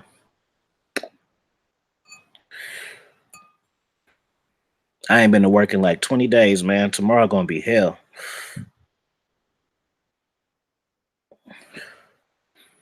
That's one thing I hate about taking like just winter breaks and shit like that. The first day always be annoying. Like, man. Last day I went to work was like December 21st or some shit like that. So it's been like 2 whole weeks, like 20 days. Yeah. Let me look how much cigarette I got left. I'm good for like 3 more questions based on this Newport. And to answer y'all questions too, I'm gonna answer a question that y'all haven't asked. Like I don't now there's a whole thing with the manosphere and shit about lying to hoes and shit. I don't lie to women, but I don't tell them I smoke at first. That's one thing that I don't do. I don't tell women I smoke. Once I fuck with them at first and get them online, then I'll make it seem like, then I'll be like, oh, I only smoke when I drink, and then I do it like that. But I don't put my deal breakers out there, because for a lot of women it's a deal breaker for if you say you smoke. So I don't say it. I get them online first, and they find out later. Then once I got they soul, it don't really matter whether I smoke or not because they already invested. Yeah, see what I'm saying? Do people at my hell fuck no? They don't know I got a channel. I was talking to EO about that shit. Like he was saying like how he let his women know he got a channel. And I was like, you can do that shit. I can't do that shit because I give up vlog game. Like I don't just give up game like hypothetically speaking. I'd be like, I was with a bitch last night and this is what I do. So if one of my bitches got my channel, then she gonna know I'm fucking talking about her. So no, I just tell them I got an online business. And then that also keeps me busy to where when I don't talk to them, I'll be like, man, I have my online business. I had a client, you know, I keep it real discreet with. So yeah, they don't know. People don't know though. People find out, but I don't like announce this shit. You know, because I don't want people knowing the shit that I say. You know, if people find out, I can't help them to find it out. But like I say, I could go viral, man, easy. All I gotta do is share my shit on Facebook. If it's from my Facebook alone, that shit'll get around so fast. Because I don't really post on my Facebook that much. So people will be all in my shit like, oh, you doing it? You know. Or if I really wanted to go viral, all I have to do was cash out 1,000 and put my shit on Real Star. Bam, I'm viral. Shit's so easy. I just don't want to do that. Hey, Afi, will you do a breakdown of how you go about getting women online? What I'll do, Jeff, is I have see, y'all don't realize, y'all got to go to my Patreon because according to YouTube, I got 120 drops, but in real life, I got like 310 drops. So actually, Jeff, what I'm gonna do is I'm gonna send you online dating. It's a drop. And if anybody need that drop, follow me on Instagram and I'll send you that drop as well. I'm gonna send you. Part one is online dating, is how to get chicks off of Snapchat, Facebook, Instagram. I don't use in POF in Match. I don't use Twitter. I don't use Tinder. So POF Match, Facebook, Instagram. And then part 2 is a story time, and I give y'all a story of how I fuck bitches off each of these platforms. So I'll send those to you when I get off this shit, Jeff. Oh, shout out. Look at this. See, Jeff just see me on O'Shea shit. He already subbed to your Patreon. Y'all should feel bad. So I'm gonna send you those 2 drops as soon as we get off, Jeff. And if anybody else need those 2 particular ones, the online dating one and the story time, DM me on Instagram. I'll send them to you because they're not on YouTube. They're not on there. So you can look all through my shit. They're not on there. Do you have tips for your online bio? I don't do Tinder. I don't do Tinder. I set it up, but I never fucked with it because I'll never need to. Like, it's like once my shit, I get so much results out of the shit that I already use. It's like I don't even need no more hoes. Just between Instagram and Facebook, I get enough bitches off of that to where I don't even need another outsource for it. But yeah, anybody need those 2 drops? Even if you're not on my Patreon, I'll send you those 2. Cause that's like 21 minutes worth of game that I ain't gotta even say if y'all just listen to the fucking video, so y'all could just learn it just like that. So there you go. So yeah, if y'all on my Instagram, just DM me drops, and then I'll send you those 2. One more question, and that's it. And then Jeff, I'll DM you those 2 drops, and then whoever else need those 2 drops, like God Juice, if you remember those 2 drops and you need them, need them, then DM me drops, and so then I know to send them to you. Because like a lot of my drops, like good drops, travel 3, 2, 1. They not on Facebook only. You can only get it if you're a Patreon. And like keys to getting women, that's not on there. 10 King Commandments, that's not on there. Live from Dubai, that's not on there. I took it off. I took off principal base. Now it's you got to be on my Patreon, and then you can see that shit. She's still around. She's still on my line though. But if you want to re-listen to my drop, get on my Patreon. I'll send it to you. And I got a part 2 that actually I was on my wrestling channel and I accidentally was recording and I was talking to her, and she was talking about she wanted me to hit a raw and shit. Only a few people heard that. Like Ray heard it. All About a Dollar heard it.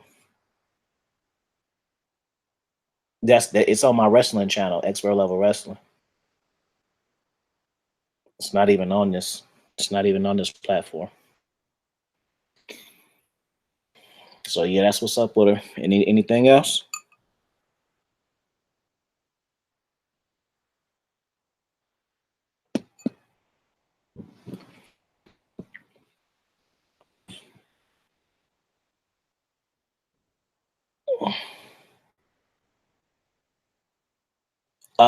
Well, actually, Infinite Peace, I did fire her. What happened is my very first live, and I'll send you those drops too, because that was a good drop. On that, I think I called like 7 bitches or something.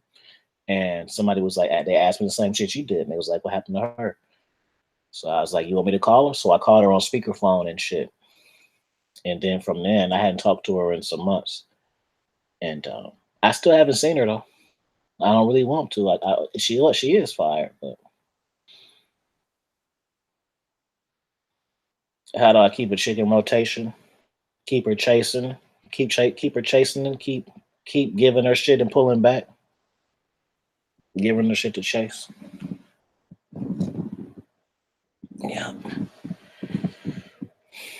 All right, so yep, 2 minutes, and then I already know, Jeff, I'm gonna send them to you. The online, those are classic drops though. It's a fire. Those are 2 fire ass drops, man. I remember I played the Kenny Omega beat for the first one, That's what I'm saying, man. I get y'all visual game. I get y'all music game with songs just to get bitches, with movies that got game in them, clothes game, travel game, pimp game, the desk game, relationship game, mindset game, all of this shit.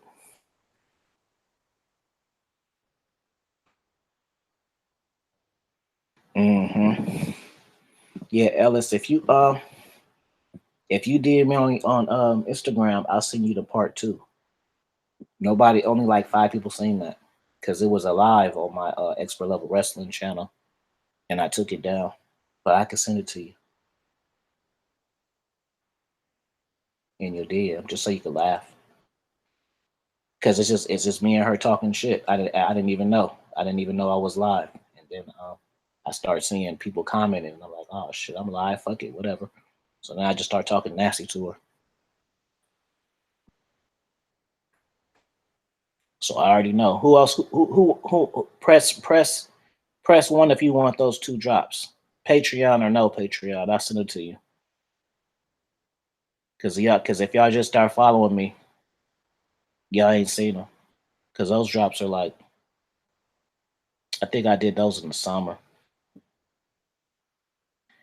Do I have college game? I got expert level game, man. Look what I just gave y'all on a Sunday. I tell you right there. All right, so Mr. Jackson, just DM me.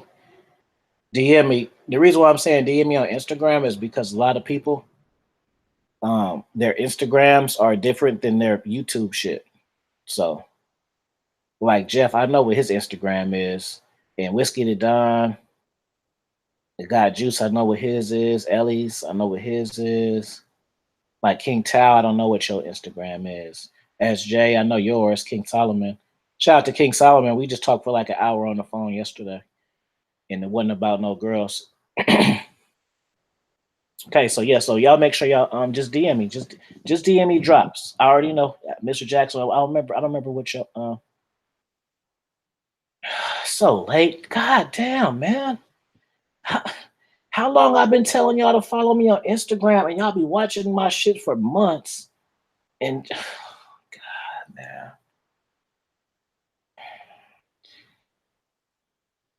Y'all want more chicks, man. Y'all gotta start learning how to listen, man. Because I've been screaming Instagram.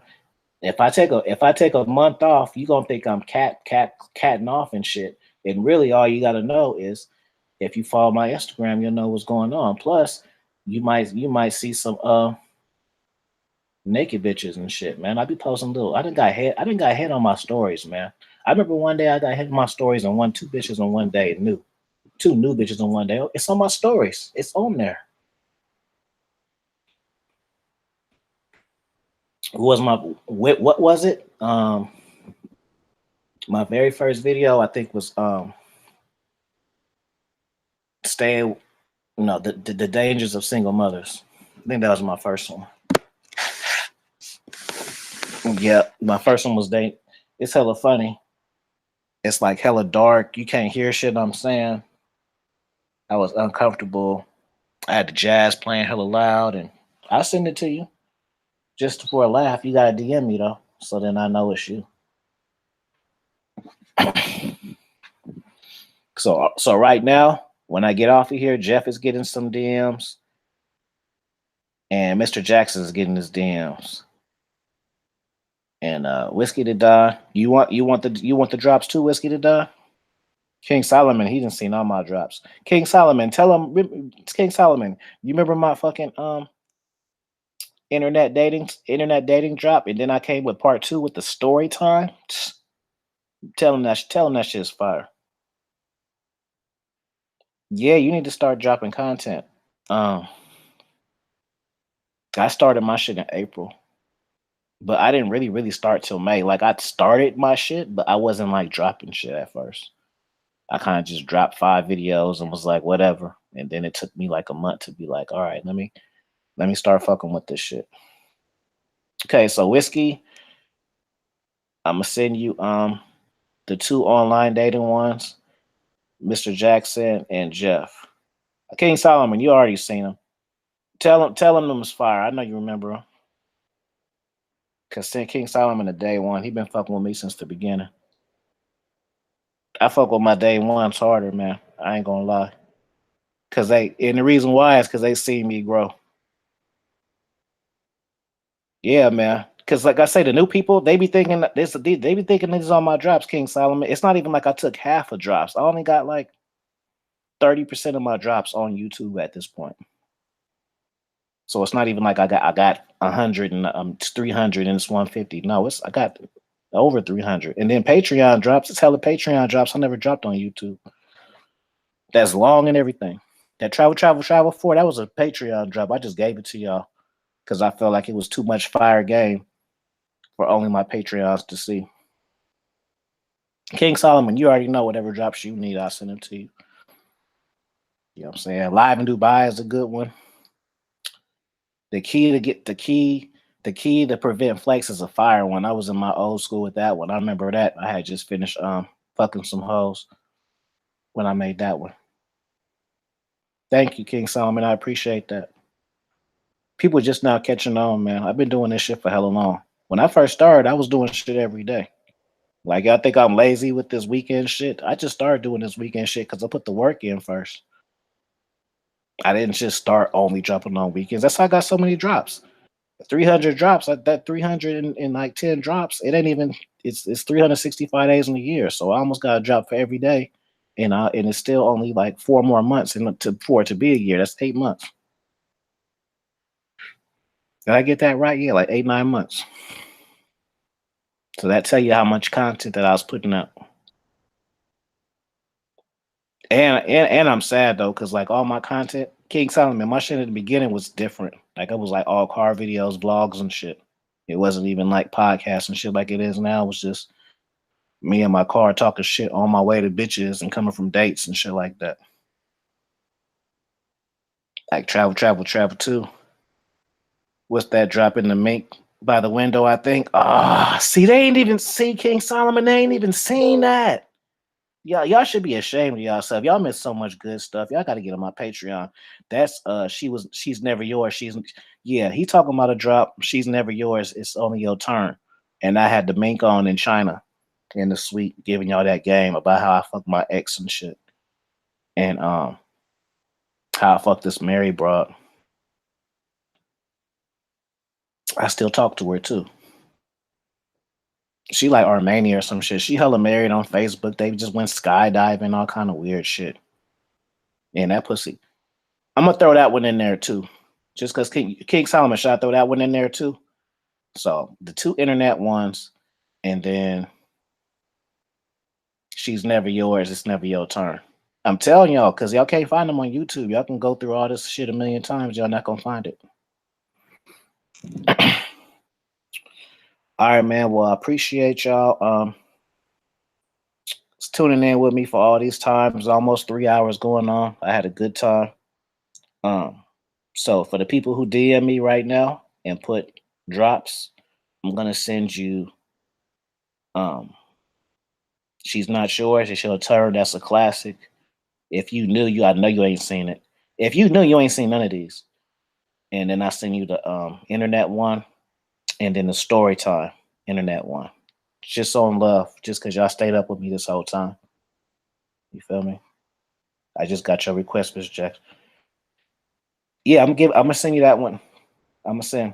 Okay, look, King Solomon. You know what? So, matter of fact, if you DM me, I'm gonna give you 4 drops. I'm gonna let King Solomon tell me which drop to give y'all, and then I'm out. If you can remember, you see how I remembered that one. So even if you don't remember the name, that's how classic the drops is. I can remember just what he said. I know what it is.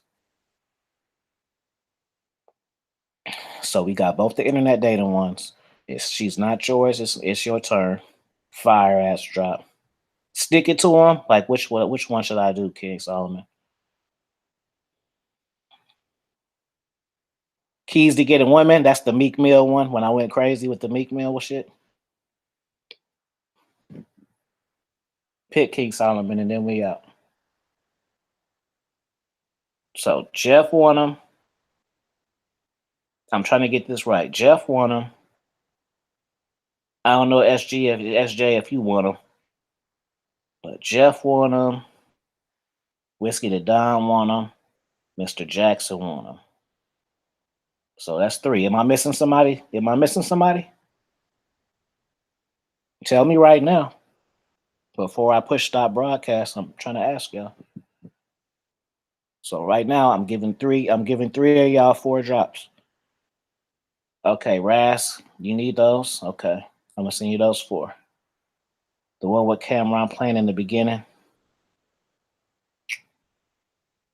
Cameron playing. You talking about sticking to him? Can you send them here on YouTube? No, fool. I gave you 3 hours, and I'm giving you free drops that you can't get on YouTube. That's enough right there. You want me to make it too easy? You want me to go to my YouTube, copy and paste, link to this, go to my no, fool. You show me initiative, and then I'll do it. Y'all got to put in the work too. By you pushing, going to my Instagram, which I'm supposed to be following, and put drop. That's showing me that you really want the shit. I can go and copy and place 4 and go through all my shit and post 4 links and you don't even watch them. No, you DM me, then I know you serious. So if you're not following me on Instagram, do it right now. It's the same thing as this. And I give you free games throughout the day and shit. When I give you the game at work. Dominance raw, dominance mindset, raw game. There's no and in there.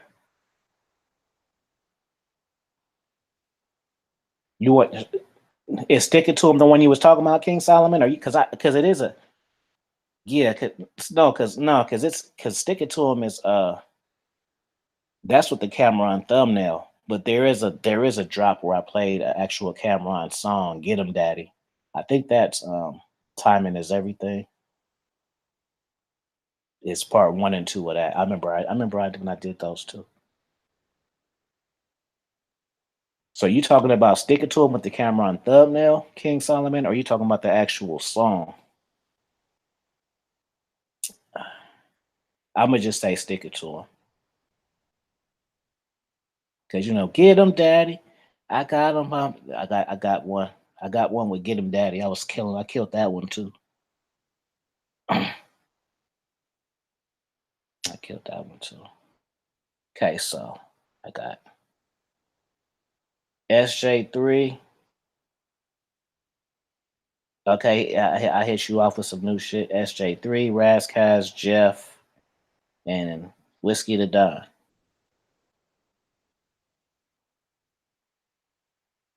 Oh, okay. I would just send them stick it to them because if that's like if you just not following me that's one that you need to have seen so you can get the principles of this shit. Or maybe I'll send you live in Dubai.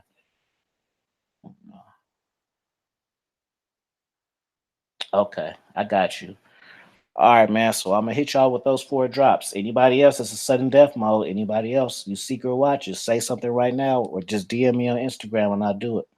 I'm gonna do it right now because I'm finna go to bed. So it's actually, you ain't gotta wait. I'm actually gonna do it as soon as I get off this shit. I see some people checking in after like 3 hours. So the deal is if you want 4 drops that's not on YouTube, you DM me on Instagram, Dominance Mindset and Raw Gaming. Let me give you 4 drops. MGTOW Red Pill. Man, I hope you wasn't on here this whole time. And now you want the free drops. So now you saying what's up. But I just put it in there right there. It's the same as this, but I'm gonna type it.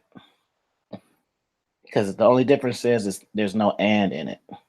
Dominance mindset. And it's the same picture as the one you see. It's the same picture as the and it says Alpha Kingdom on there. So you know that's me. Dominance mindset. Okay. Okay, so there's no excuses. That's what it is. Now you go on there, you look at bitches. So you the same way you search the bitches, then you just type that in, and it's gonna be this fine ass motherfucker right here with this beard, this mink on, looking at China, and this little beanie was so cold that day. That's what you're gonna see. All right, yeah. So do it right now, because if you do it tomorrow, I'm not gonna be prompt with it. I want to do it. I want to hit y'all all off while I'm in the mood and I'm still up. 2 internet ones. Stick it to them. I forgot the other one. It'll come to me once I go through my shit. Yeah. So follow me on Instagram. Get on my Patreon too, the same one. And you know, you on the Patreon, I just send you random ass shit. I'm a post on Patreon every day this week too. I already got 2 drops taped, and I'm gonna do 3 more. But peace out, y'all.